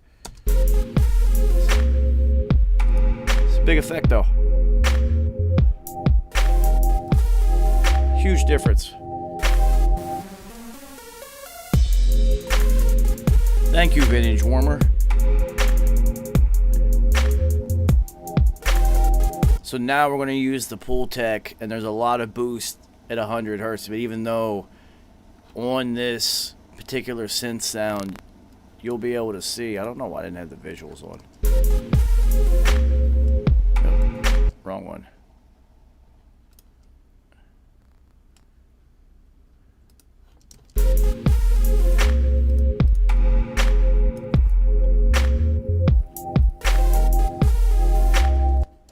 There's not a whole lot going on around 100 anyway. Now, it's funny that using the sacred frequencies 419 and 819, you can see on the visual that they just match this sound anyway. You can see the two peaks.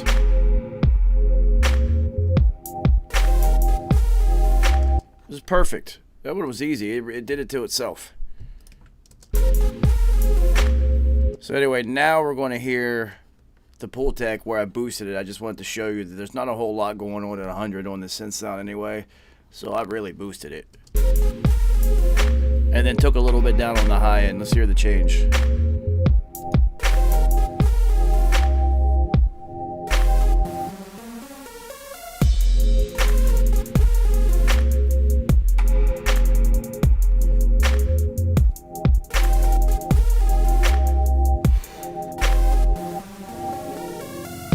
Just richened it up. Alright, on to the next thing, which is always reverb.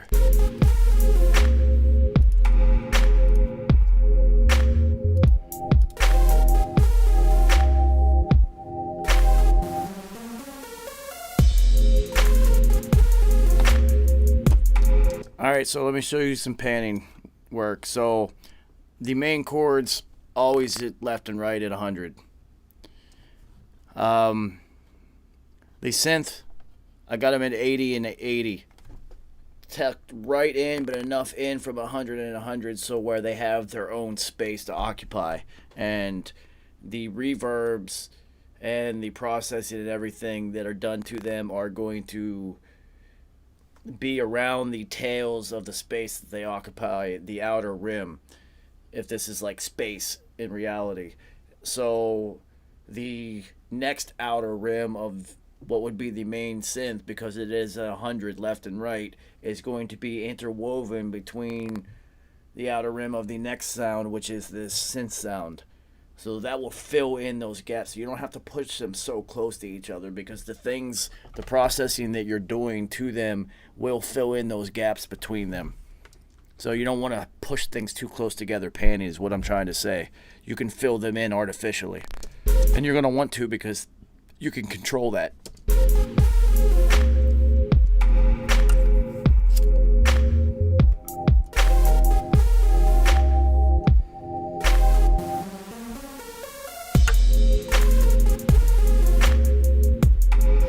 Alright, we're going to add the voice in there. I probably didn't do too much to it because you'd see just EQ'd it a bit. Didn't have to do a whole lot. Of course, added reverb. And finally utilizing the delay. Now we, for the first time, are starting to manipulate the fourth dimension, which is time.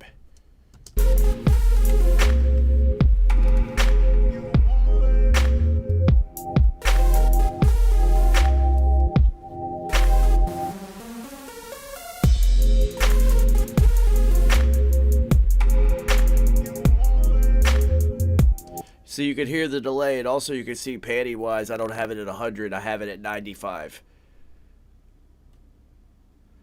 Alright, there are some percussion things that I have at 100. Snare, claps are always going to be because you want to create the phantom center. If you have a stereo percussion track. But these crashes and splashes and things like that that are, El Buddy, what up, that are panned out there, they're so high up in the frequency range that they're going to occupy this space in the mix, and the chords are going to occupy it down here more. So just by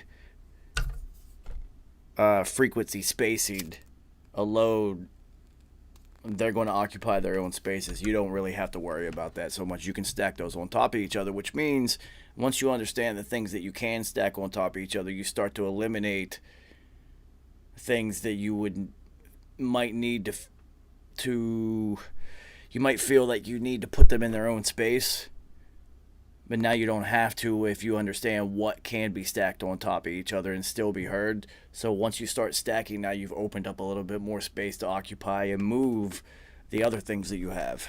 It gives you a little bit more freedom.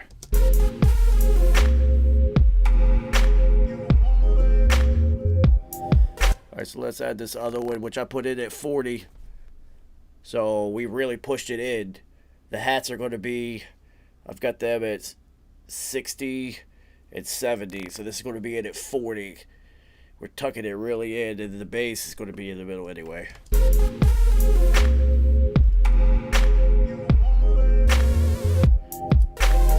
Vintage Warmer to the rescue on this one too.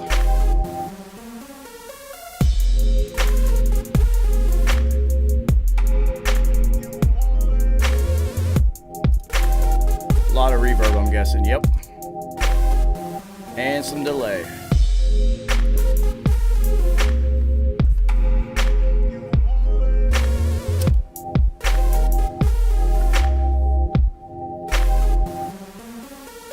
Listen to the stab if you take off the reverb and the delay. It's so short and abrupt the way it ends. So just a little bit will create a lot.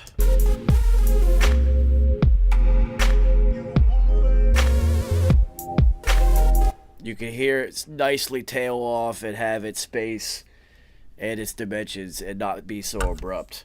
It's so subtle, but it occupies one of those empty spaces that are created now that we're utilizing all of the available space to mix with.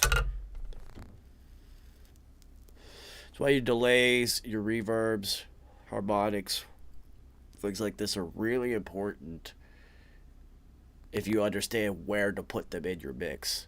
You just don't add them to things. You have to put them in the mix also. Yes, you are adding them to a vocal, to a synth, to kick a snare, whatever it is that you're adding these things to. But you just don't throw it on there and just leave it. You have to also control where it's at within the mix. It's not always just going to be 100% on top of whatever you did. Sometimes that makes things too thick and now you can't hear other things. So there are empty spaces within your mix. So pan your delays and pan your reverb synths and all things like this. Pan them into the open gaps. This is how you start to fill in these spots and create this nice round experience, which is the goal in the end.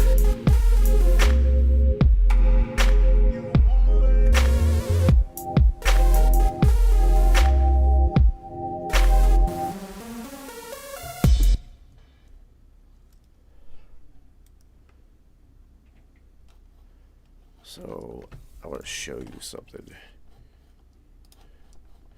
Wish there was a quicker way to do this.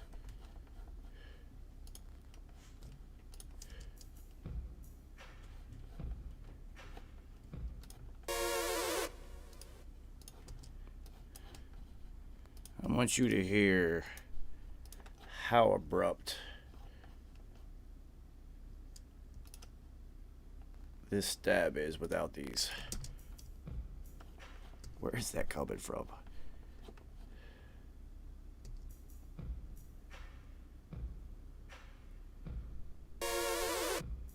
So quick, but now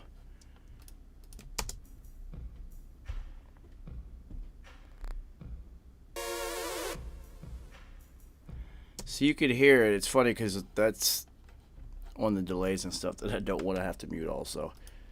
You can hear it when it's soloed. Maybe now you can hear it while it's playing. It's such a subtle little tiny thing. These are the things that it takes in order for you to, I guess, nail it. It's like mixing a record is like you're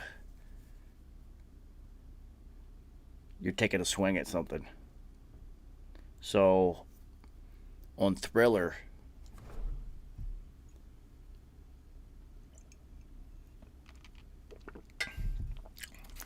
it's either Thriller or Billie Jean. Whatever, one of Mike's biggest records ever. The mixing engineer did 99 mixes. It's either 98 or 99. See, I'm just off a little bit today. I'm high as giraffe lungs at this point. We move beyond the reproductive organs. So, they did 99 mixes. Do you know which mix they used? Number 2. That mixing engineer did 97 unnecessary mixes. 96. 96. No, 97. Yeah, I'm bugging. Man, I'm high. 97 unnecessary mixes. Before they realized, no, let's go back to number 2. And that's the one they stuck with, but that's part of it. So, though you could sit there and spend what you feel like is months mixing a record, what I'd like to do, knowing that as you are taking a couple swings at it, is like, setting all your plugins and really mixing the record and doing all the work you need to do. And then really listen to it. And then come back the next day. And now I'm not going to go back the next day and redo all of the work over again. But I am going to start really polishing and listening. And then you do that until you've nailed it, until you got it. And you'll know when you got it. Sometimes it is in the first run. And that's always fun. Sometimes you just mix it in like 2-3 hours and you're just like, yo, I just fucking nailed this shit. It's like hitting a home run. You don't hit a home run every at-bat. But you can still score with 4 singles. So, I'm high, y'all. Excuse me. Alright, let me put in the little breath, the sweep, and the rise, which I literally added nothing to but reverb. No delay. No reverb on that one. Hilarious. Nothing. Reverb and no delay. So I'm going to ghost those so I know I didn't use them. Now you might ask me why the fuck is the send there if I didn't use it. Well, now I use way more sends than necessary. But I always set things up as a console. I don't really have a template, but there's a mental template. And I know how I want things set up, how many buses, what their assignments are, what the routing is, so that it's easy. It's always the same thing, so I don't have to think about it. It's just a virtual console because I learned in the console era. I started making rap music when Pro Tools first came out, so I was taught how to do things on consoles while everybody was learning how to use Pro Tools. I just recognized immediately how much easier it was in a computer. We're just like, no, I'm going to do this. I'm going to master this.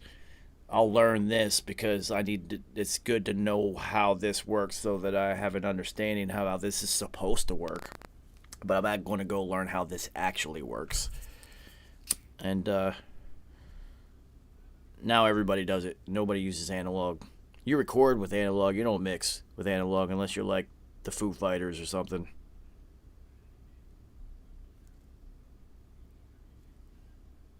Beyonce. Things like that. Aretha Franklin.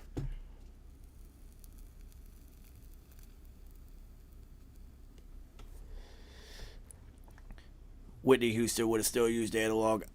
I think the last mic that they were using with Whitney Houston was like 30 grand or 130,000 or something retarded. I know the microphone that they used to record the vocal session for the national anthem, when she did the Super Bowl, was over 100,000. It's a German mic. It's funny because very few people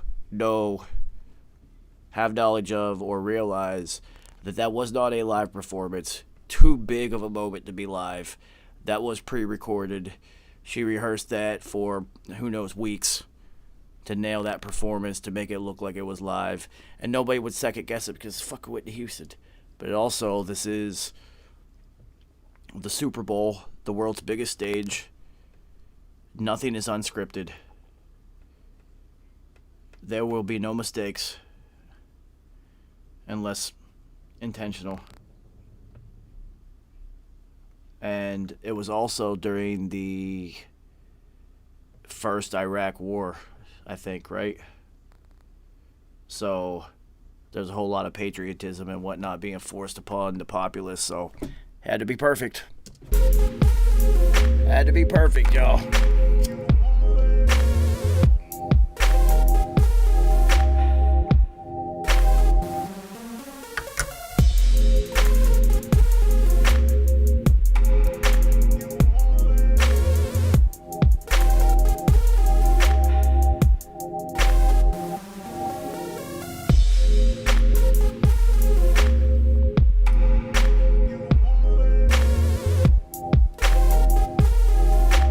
So remember, this is what it started like.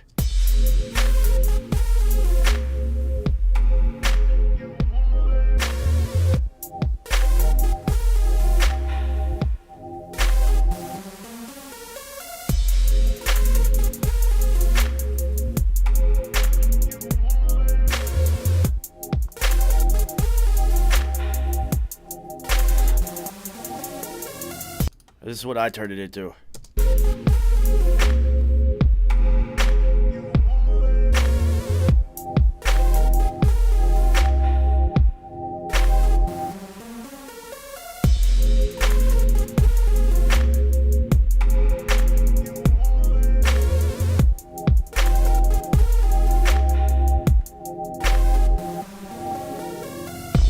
It's a lot more subtle and a lot more polished,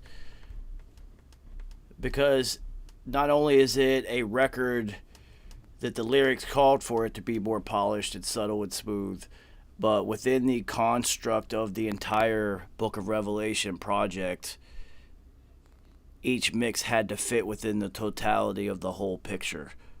So thinking fourth dimensionally, as I always say, knowing of what type of album it was that I was helping P make and what it was that I was mixing exactly.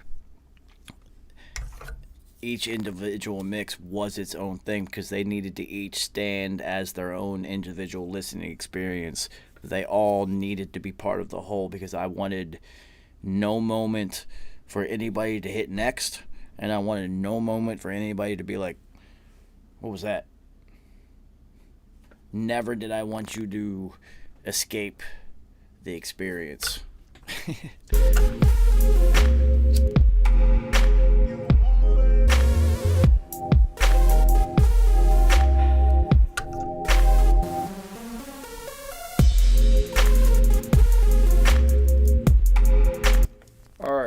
get to some vocals.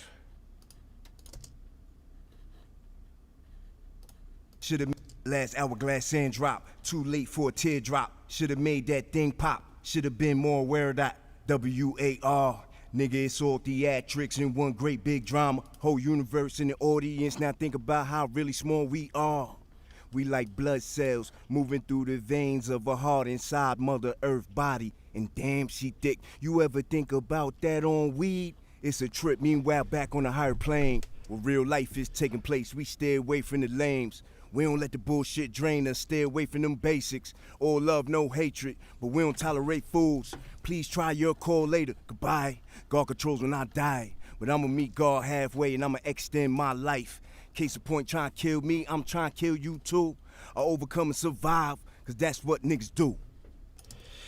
It's like dope artwork. P's, the visual of P's vocals on these records, it's like artwork to me. That last hourglass sand drop, too late for a teardrop. Should've made that thing pop, should've been more aware of that. WAR. Nigga, it's all theatrics in one great big drama. Whole universe in the audience. Now think about how really small we are. We like blood cells. So, typically, this was recorded TLM 103, Avalon 737 SP. So, that studio that we did this whole album, the vocal booth was, as us Italians would say, we had the penthouse in that apartment building, and there was this closet randomly in the middle of the downstairs floor, literally in the center of the apartment, like square. I don't know why, but since it was dead in the center and we were above everybody since we were in the penthouse, there were nothing that disturbed that vocal booth. I mean, I had built it out with multiple layers of treatment, but nothing disturbed that booth unless you slammed the front door as hard as you could. You never heard any of the neighbors downstairs. You didn't hear the elevator. You didn't hear nothing. You didn't hear anybody in the house. You couldn't hear anybody playing Grand Theft Auto in the living room. Couldn't hear nothing. So, didn't have to do a whole lot of volume automation in order to make things sit within the pocket. B, it's P. What are we talking about? He knew what he was doing. They never really had to do too much. And then C is an Avalon. And then that, a TLM 103, it's like the go-to rap recording vocal chain of the early 2000s, which is what I wanted to recreate, was the HNIC kind of feel, but my own version of it, which is why I chose that vocal chain. That last hourglass sand drop, too late for a teardrop. Should've made that thing pop, should've been more aware of that.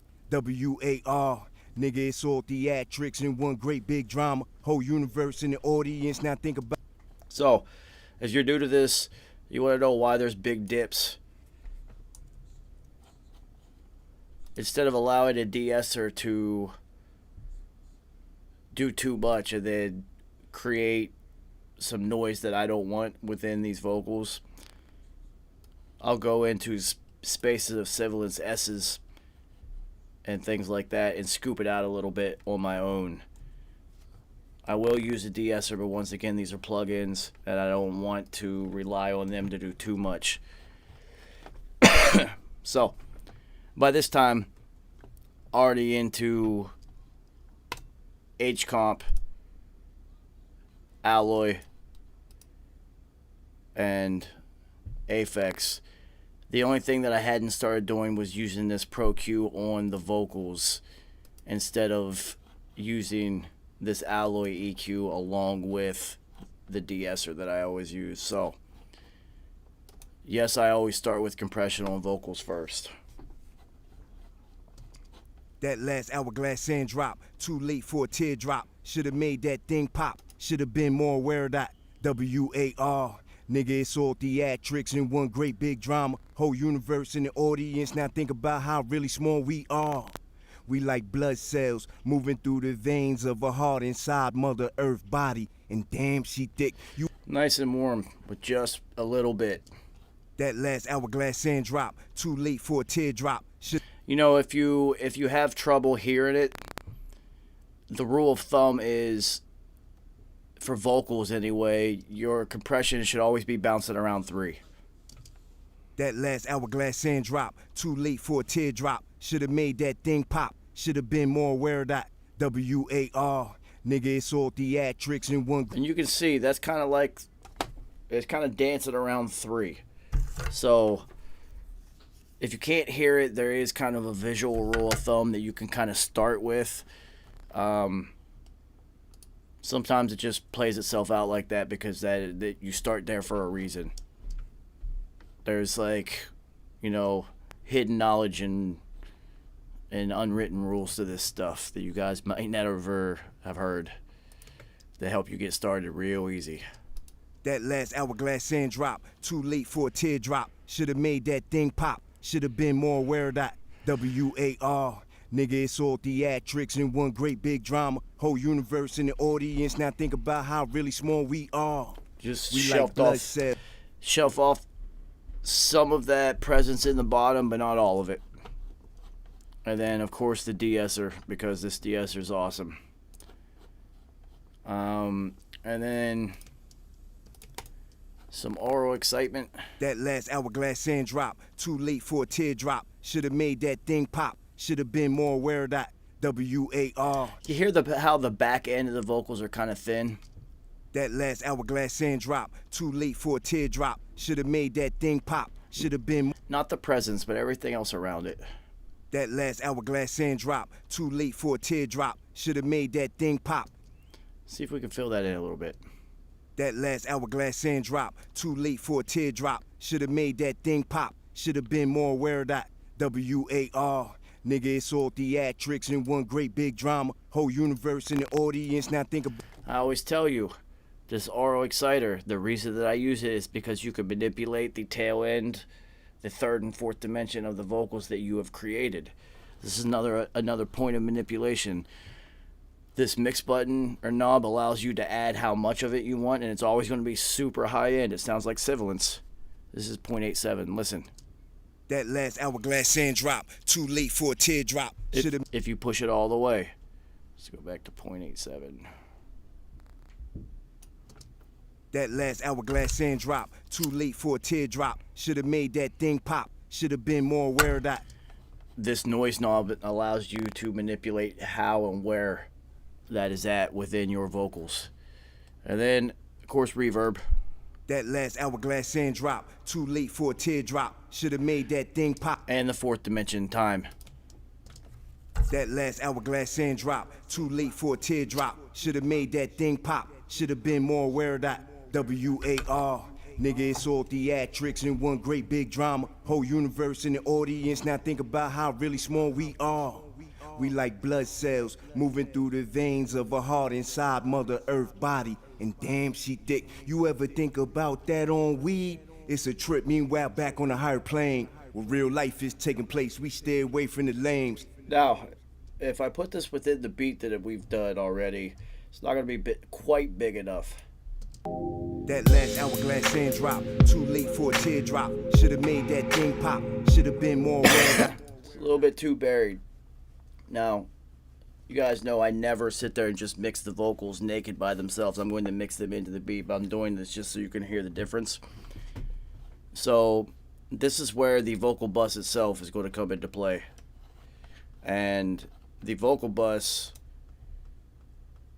because if you don't know, another unwritten rule, an unwritten trick within Pro Tools, if you bust things out, if you send things out to a bus, vocals, you know, if you have a bunch of strings and you want to, for some reason, even if you don't add anything to the bus, if you just bust them out, it makes it sound like you've kind of like put them together already.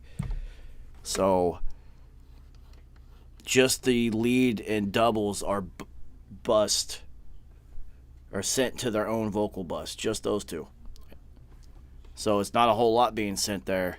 But from that bus, now we're going to add some things so that we can fill it in a little bit without just pushing the fader up. Because if you push the fader up, you're pushing everything that is in that chain up. And even 0.1 dBs is a massive change when you're really trying to dial something in. Like really trying to be surgical and like something's almost perfectly in the pocket. If you go to the main fader, the vocal bus, or the vocal fader itself, even 0.1 decibel change is a massive alteration. So you don't want to affect everything along the chain. So go into the vocal bus and then start adding some things. So bus 9 and 10 is our tape delay. That last hourglass sand drop, too late for a teardrop. Should've made that thing pop, should've been more aware of that. WAR, nigga, it's all theatrics in one great big drama. Whole universe. We just thicken up, not the middle, but kind of right behind the middle with the tape delay, because all that tape delay is doing is a delay. It's an analog delay emulator, and it's going to be really tight behind it, so it's just really thickening it up. But again, we're not using a whole lot. Now, if we push it,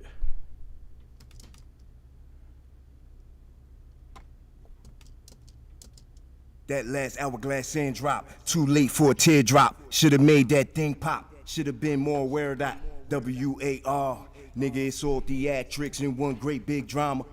See, sounds crazy, like rock music almost. But again, we're doing subtleties. That last hourglass sand drop. It's not even clipping 20, negative 20. That last hourglass sand drop, too late for a teardrop. Should've made that thing pop, should've been more aware of that. WAR. And then bus 11 and 12 goes to our Maserati Harmonics bus, which I'm a huge fan of. That last hourglass sand drop, too late for a teardrop. Should've made that thing pop, should've been more aware of that. WAR, nigga, it's all theatrics in one great big drama. Whole universe in the audience, now think about how really small we are. We like blood. This is going to end up being the upper end because it is harmonics, but what this harmonics engine really allows you to control is A, the size of the harmonics, the spread, which is how far after the trigger frequency is that it actually hits. So you can really manipulate the spacing on this harmonics engine, which is, once again, is another variant and variable in your time and space manipulation. If that makes any fucking sense. That last hourglass sand drop, too late for a teardrop. Should've made that thing pop, should've been more aware of that. Alright, so then we add in the doubles. And once again, it's all about just dialing it in, using the same plugins basically, and dial it in and making sure that they, let me play it muted or unprocessed first. That last hourglass sand drop, too late for a teardrop. Should've made that thing pop. See, it sounds all weird, so it's all about just... That last hourglass sand drop, too late for a teardrop. Should've made that thing pop, should've been more aware of that. WAR, nigga. I always want it to sound just like there's another version of P, just pop it in real quick and just like saying something and then jumping back into the shadows. So... really with the vocals, Phil, what up, homie? It's about getting them to sit inside of a pocket. So typically on a session like this, since I have all the stems, what I would really do is start here. Well, that's the chords, excuse me.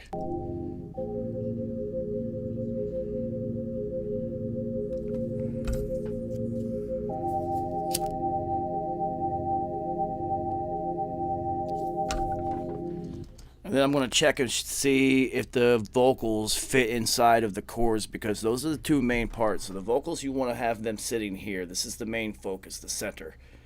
The whatever everyone's looking at in your painting. Right? The chords are going to, you're going to want those to wrap nicely around those and be really involving.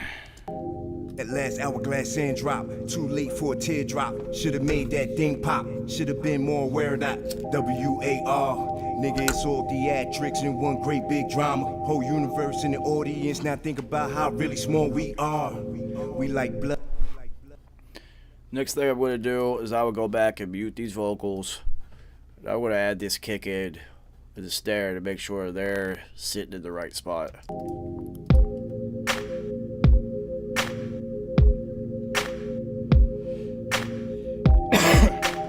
Kick down here, snare up here.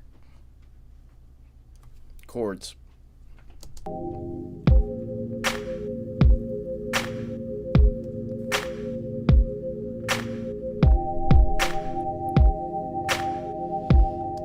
Alright, we go back. Now mind you, this is not this quick. This would take a long time at each stage, but I'm just like truncated it so you understand the actual process. That last hourglass sand drop, too late for a teardrop. Should've made that thing pop, Let's go with the should've kick been first. more aware of that. WAR, nigga, it's all theatrics in one great big drama. Whole universe in the audience, now think about how really small we are. Now the vocals are in here, so the vocals are here. It's the main thing. The kick is going to be right below it and kind of behind it. That last hourglass sand drop, too late for a teardrop. Should've made that thing. The kick can be felt. It doesn't necessarily need to be heard so much. That last hourglass sand drop, too late for a teardrop. Should've made that thing pop, should've been more aware of that. WAR, nigga, it's all theatrics in one great big drama. Whole universe Snare in the time. audience, now think about how really small we are. We like blood cells moving through the veins of a heart inside Mother Earth body. And damn, she thick. You ever think about that on weed? It's a trip, meanwhile back on a higher plane where real life is taking place. Vocals and the snare, if they hit at the same time, the snare should sound like it's coming out of the vocals. So if you picture P in front of you performing this, when the snare hits, it should sound like it's coming out of it, his vocals out of his head. So you're going to want to hear the vocals just slightly in front of the snare if they happen to hit at the same time, because once again, the vocals are more important. What you also have to understand about the snare and the way the human brain works is once that repetition is set and the tempo keeper has been set within the human subconscious, it doesn't have to be as loud for it to be as present to the listener, because it's the tempo keeper. It's so inherent to music, to all of us. It's been our whole entire lives of 4/4 timing, kicks and snares on the twos, the tempo keeper. So it's just ingrained in there, so you don't necessarily have to push that so much in the mix if you understand how it works within the subconscious listener. That last hourglass sand drop, too late for a teardrop. Should've made that thing pop, should've been more aware of that. So much space. WAR, nigga, it's all theatrics in one great big drama. Whole universe in the audience. Well, now that those sound good, I wouldn't add the rest of the percussion. I actually save that to the end because they occupy only the high end of the frequency chain, so they're the easiest to add at the end. Really, I would go to all of the other. Well, the bass has to come in next. Excuse me, my bad. That last hourglass sand drop, too late for a teardrop. Should've made that thing pop, should've been more aware of that. WAR, nigga, it's all theatrics in one great big drama. Whole universe in the audience, now think about how really small we are. We like blood cells moving through the veins of a heart inside Mother Earth body. And damn, she thick. You ever think about that on weed? It's a trip, meanwhile back on the. Then I go in and add the synth because it's the next most present thing. That last hourglass sand drop, too late for a teardrop. Should've made that thing pop, should've been more aware of that. WAR, nigga, it's all the. Here. Where real life is taking place, we stay away from the lames. We don't let the bullshit drain us, stay away from them basics. All love, no hatred, but we don't tolerate fools. Please try your call later. Goodbye. God controls when I die. And I'ma meet God halfway and I'ma extend my. See, we're creating this dome, this sonic dome. If you have headphones on, you close your eyes, you could feel it. Bass occupies the lowest center space, the foundation. The kick is right above that. The snare is going to be above that, but behind where the vocals are at. So the vocals are this big thing, right? You have all these things lined. The synth, the main synth around it, now creates this dome, and we have all of this space here to fill in, and that's where we put everything else. So the synth, the main chords are out here. This synth that we're adding is now going to occupy this space. So then we'll have to fill in this space and then all of this, but that's what all the other sounds are for.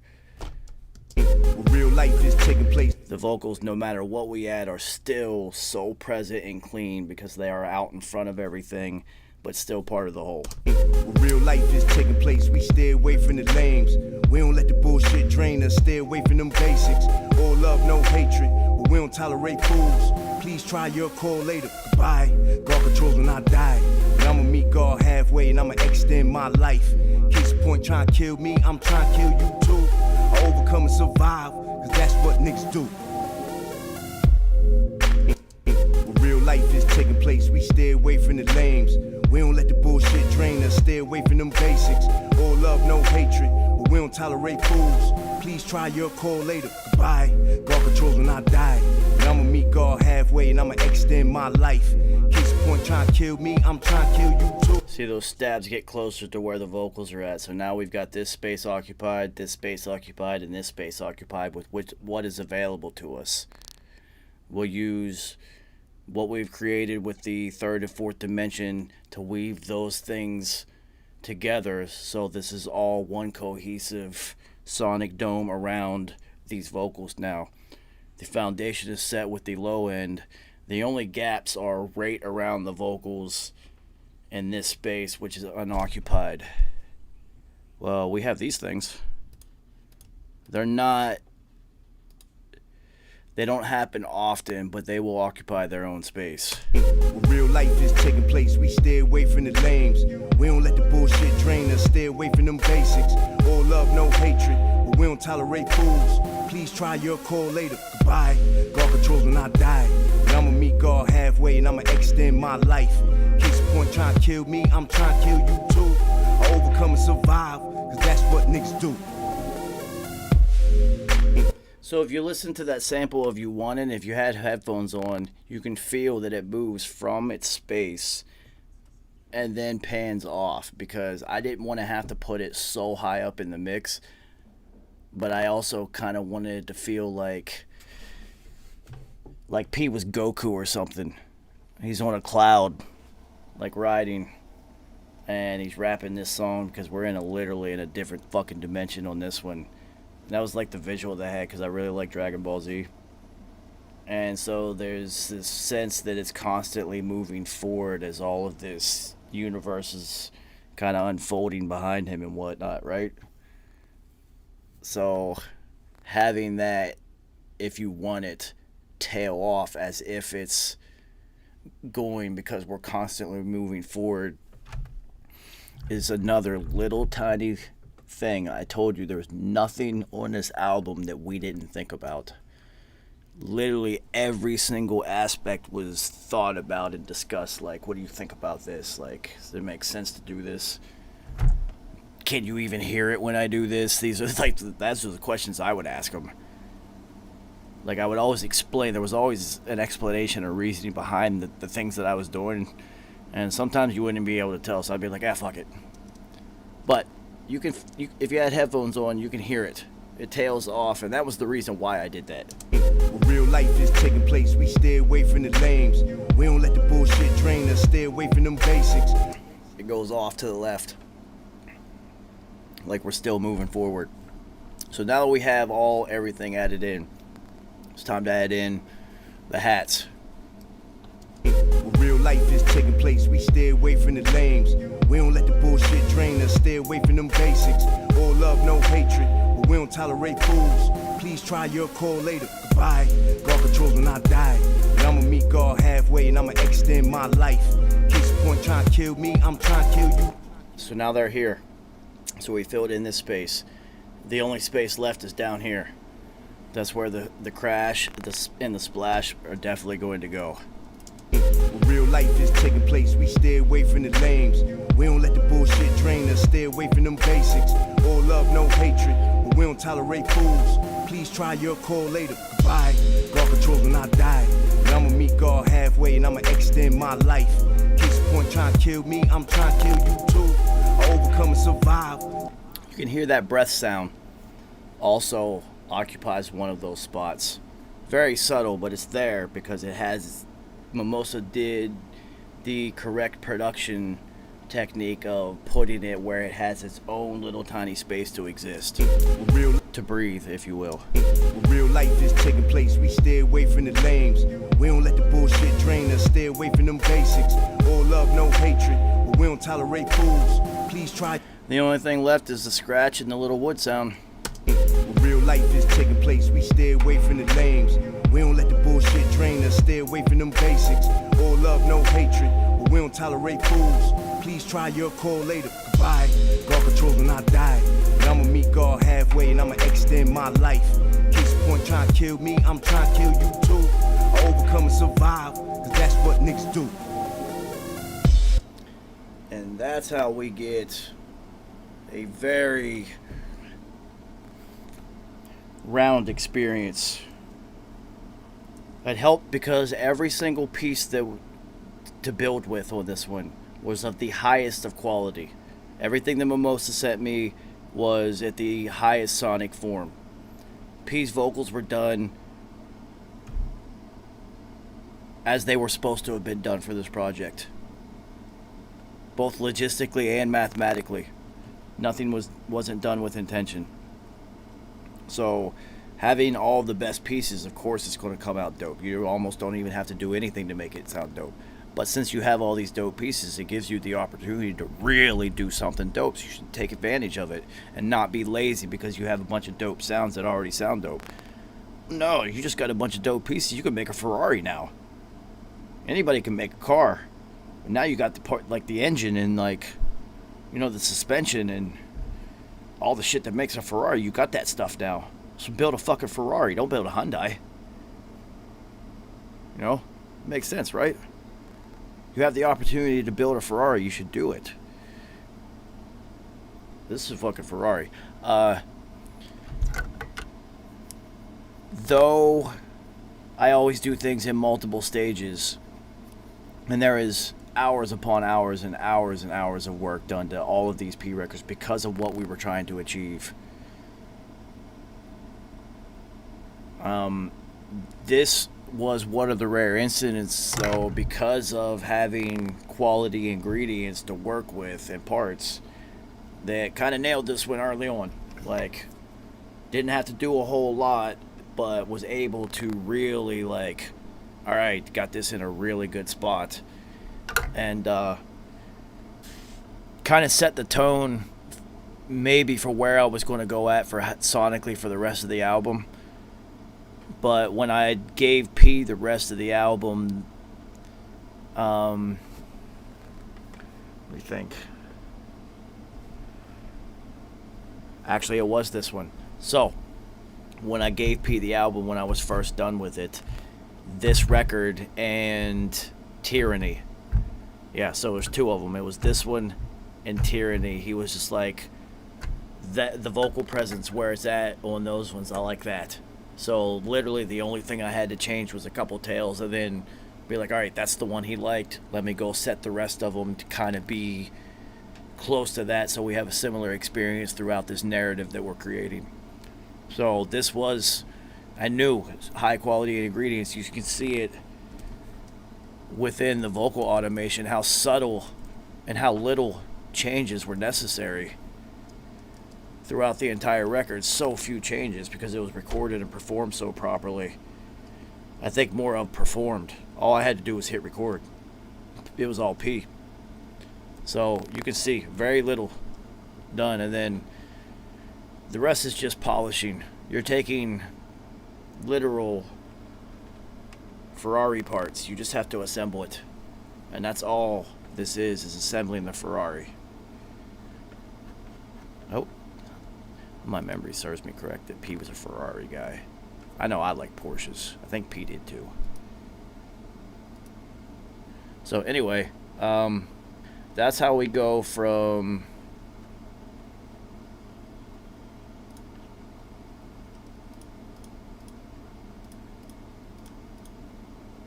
oh god damn it, I hate it when I do that.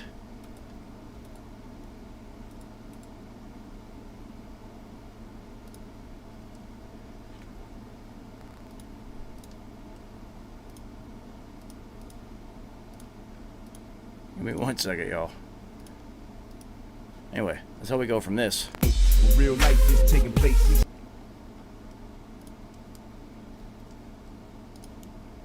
We go from here. Last hourglass and drop. What the? What moved? What moved?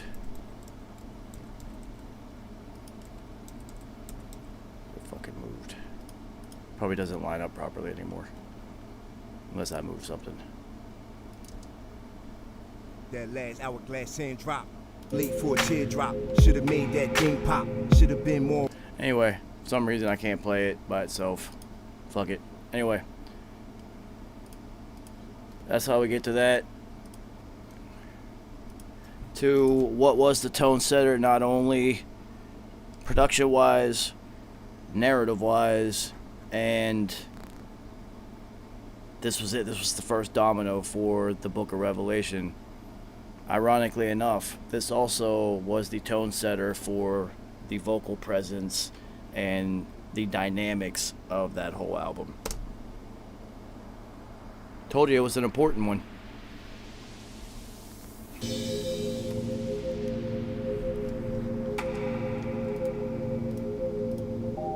Understand that time is running out. Yeah. That last hourglass and drop. Too late for a teardrop. Should've made that thing pop. Should've been more aware of that. WAR. Nigga, it's all theatrics in one great big drama. Whole universe in the audience. Now think about how really small we are. We like blood cells moving through the veins of a heart inside Mother Earth body. And damn, she thick. You ever think about that on weed? It's a trip, meanwhile back on a higher plane. Where real life is taking place, we stay away from the lames. We don't let the bullshit drain us, stay away from them basics. All love, no hatred, but we don't tolerate fools. Please try your call later. Goodbye. God controls when I die. And I'ma meet God halfway and I'ma extend my life. Case point trying to kill me, I'm trying to kill you too. I overcome and survive, cause that's what niggas do. I'ma buy beans, cause that's what niggas do. You understand me? I'ma smoke weed, cause that's what niggas do. I'ma pack a gat, cause that's what niggas do. You understand me? I'ma get drunk, cause that's what niggas do. It's evident I'm that nigga, and I will never not be that nigga. My confidence is never shot, it doesn't go away.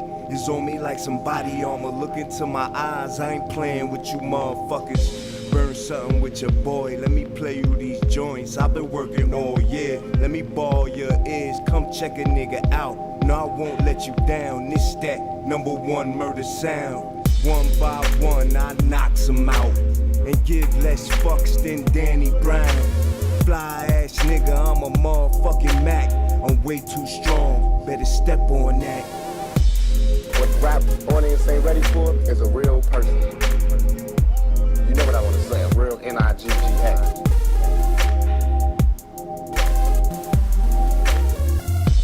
I'ma act very black. You know what I'm saying? If niggas wanna be down, shit, it could be an all nigga thing, but if niggas don't, shit, I'll be by my motherfucking self. So, two more things about this. The whole second breakdown and even the Tupac skit, the second one, if you listen to it carefully, all of the samples of If You Want It are A, musically correct, but B, also put in places where the narrative of what P is saying actually makes sense. It's like the beat is also asking, like P will say something, the beat will be asking if you want it. So go through and listen to it carefully, to those pieces, and know that I listened to this thing on repeat with that sample in every single possible place that it could go until I found the right ones. And not only individually, but just the right ones as a total also. So to even do one little thing like putting that little sample in the right spot, having the freedom to do that, the responsibility to do that, I might end up listening to the verse 75 fucking times to make sure that it's in the right spot. Just the verse. So it might be such a small little step, but in order to do it properly, it might do it in 7 seconds. It might take 75 listens in order you get it correct. But you have to do whatever it fucking takes. Secondly, what the fuck? What was I going to say? It was the last thing. Oh, the Danny Brown line. So, as P was writing this song, I told you, he ain't come and like tell me his lines. I was playing Grand Theft Auto. He pops his head into the living room. He's just like, yo, name a rapper that don't give a fuck. And I thought for a second, and I knew I wanted it to be obscure. Not one that just like didn't give a fuck, like violently didn't give a fuck, but one that you knew just like, yo, that guy just don't give a fuck. And the story was that at the Smokeout Fest in San Bernardino, California, Hav and P had already performed, and they went back to the hotel. Hav was doing his thing, P was doing his thing. I drove them to the hotel and then came back to the festival. Like, it's like 5 in the afternoon in California. Yeah, I'm out here. Whatever, I'll see y'all later. So I go back to the artist section, and Mobb Deep had its own trailer. Ain't nobody there. Our whole camp, we performed, everybody's gone. I'm in the trailer by myself smoking, like, fuck this shit, I'm hanging out. And Danny Brown comes up to me out of nowhere and is just like, yo, is P here? I was just like, nah, he's back at the hotel. He's just like, yo, I just wanted to come up and, you know, pay my respects to legends. And, you know, he had that weird, like, doo-wop hairstyle. And he's got that huge, like, missing tooth and shit. And he dresses kind of funny. For Mobb Deep anyway. And, I was just like, word, I'm gonna let him know. So, and for some reason, I was just like, yo, he definitely just don't give a fuck. Like, that whole experience with him, I knew he ain't give a fuck. So when P asked me that question, I was just like, yo, Danny Brown. And he was just like, word. He was thinking, you know, his hair and his tooth and, like, how he dresses. But also, and then I had to tell him the story. Because I also told him a long time ago, yo, Danny Brown said, what up? It was really weird. But I got to tell him in depth instead of it being a stupid story that took up too much time. I got to explain the details of the whole Danny Brown don't give a fuck narrative and why, when he asked me who don't give a fuck, I picked Danny Brown of all people. And then that's why P said give less fucks than Danny Brown. That's why Danny Brown made it on lyrically onto that album out of nowhere. So, yeah, that was the last little note on this, and that's how I got to interject my little 2 cents into this. Oh, actually, there is one more note on this one. The title. It was, I mean, Mimosa had titled the beat Outer Space on his album. And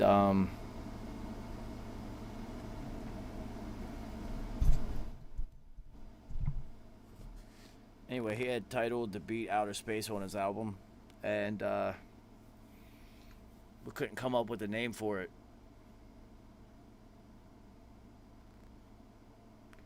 And then I was just out of nowhere, I was just like, yo, I was gonna say it shouldn't be, Phil. I was like, yo, microcosm. He's like, what? I was like, microcosm, like microphone, but microcosm. He's like, what do you mean? I was like, a microcosm is viewing the overall totality of something through a much smaller lens. You're looking at something that's going to give a small sample size is going to give you an indication of a much larger data set or experience, reality, whatever you want to say, right? So I was like, that's a microcosm. I'm like, and it's like, listen to these fucking lyrics, yo. Verse in the audience, WAR. Nigga, it's all theatrics in one great big drama. Whole universe in the audience. Now think about how really small we are. We like blood cells moving through the veins of a heart inside Mother Earth body. And damn, she thick. You ever think about that on weed? It's a trip. I was like, yo, those lyrics are literally the explanation of fractals and how everything is a microcosm of multiple copies of itself and the multiverse theory. And he was just like, whoa. I didn't think about all that. I'm like, yeah, that's what I'm here for. I'm telling you, there was no stone left unturned of all the thought possibilities and mental journeys that you could go on when you listen to this. On repeated listens, and B, on narcotics.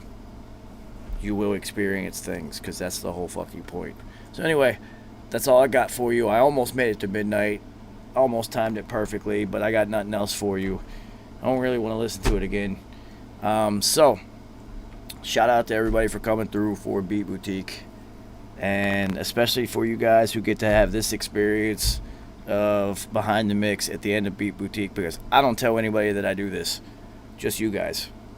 I decided instead of doing this to like have YouTube views or monetization or any dumb shit like that, instead of trying to teach everybody to show them how I did this, I'm only going to show you guys. Maybe in the future I'll do videos and explain to people how I did these records, but I thought the people who deserve this knowledge are the ones who have been here. So they're the ones who are going to get it. So I'm going to continue to do these and not tell anybody. I'll never post about it. I'll never tag about it. I don't care if you tell a single human being that we do this at the end of Beat Boutique. As a matter of fact, I'd actually prefer that you didn't, because that's not why I do this. In the future, I might do that with a purpose, but the purpose of me doing this is for you guys. Because you guys wouldn't be here if it wasn't for this album. I wouldn't be here doing this if it wasn't for this album. So I can't. That took 2 minutes for me to do all that. I got 5 more minutes. I can't do it. Thank you for everybody for coming through. I really appreciate it. It's Thursday. I will see you guys Saturday night for RIP TV. Other than that, you will not see me unless Billy Line sends me some stems, because everything else that I'm doing means I'm up to something. So, thank you guys for helping me support P and hold it down. You know what that means to me. In the 333. I can't do it. That took a whole nother. I'm trying. I tried to make it to midnight. I can't do it. So, I'm out. Thank you. Keep fighting the good fight. RIPP 333. July's Beat Battle is on. If you don't have it, DM me or Gmail me. We'll make it happen. I didn't say who won this month's Beat Battle. Zoltan won. Kel was the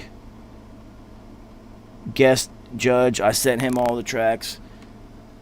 He picked Zoltan. So congratulations, Zoltan. You are victorious. It's dope. We have a new champion. Somebody has taken the title. It's dope. So, I don't know if he watches this. Congratulations. If you guys talk to him, if you know how to get a hold of him, I'll Instagram him, I guess, and let him know he won. I was hoping he would pop in tonight so we could all congratulate him. But, congratulations, Zoltan. I will be sending you things, and you're going to have to send me some stems and, all that stuff. And then, July's Beat Battle is on. Until then, 333. He's one of the dopest engineers in the game. The head engineer exclusively for Prodigy of Mobb Deep. 10 Prodigy of Mobb Deep albums.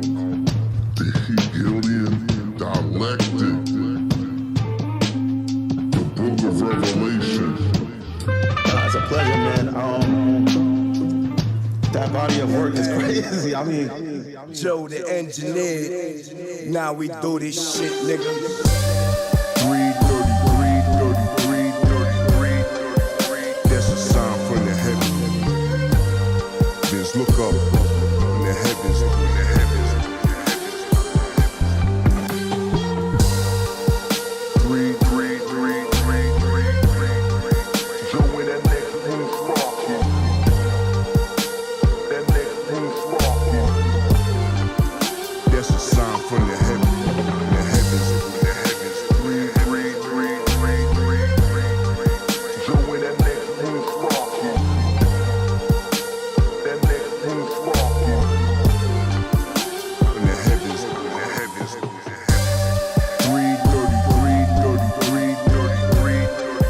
That's a sign from the heavens. Look up in the heavens. Where the fuck you Dopest engineers in the game. One of the dopest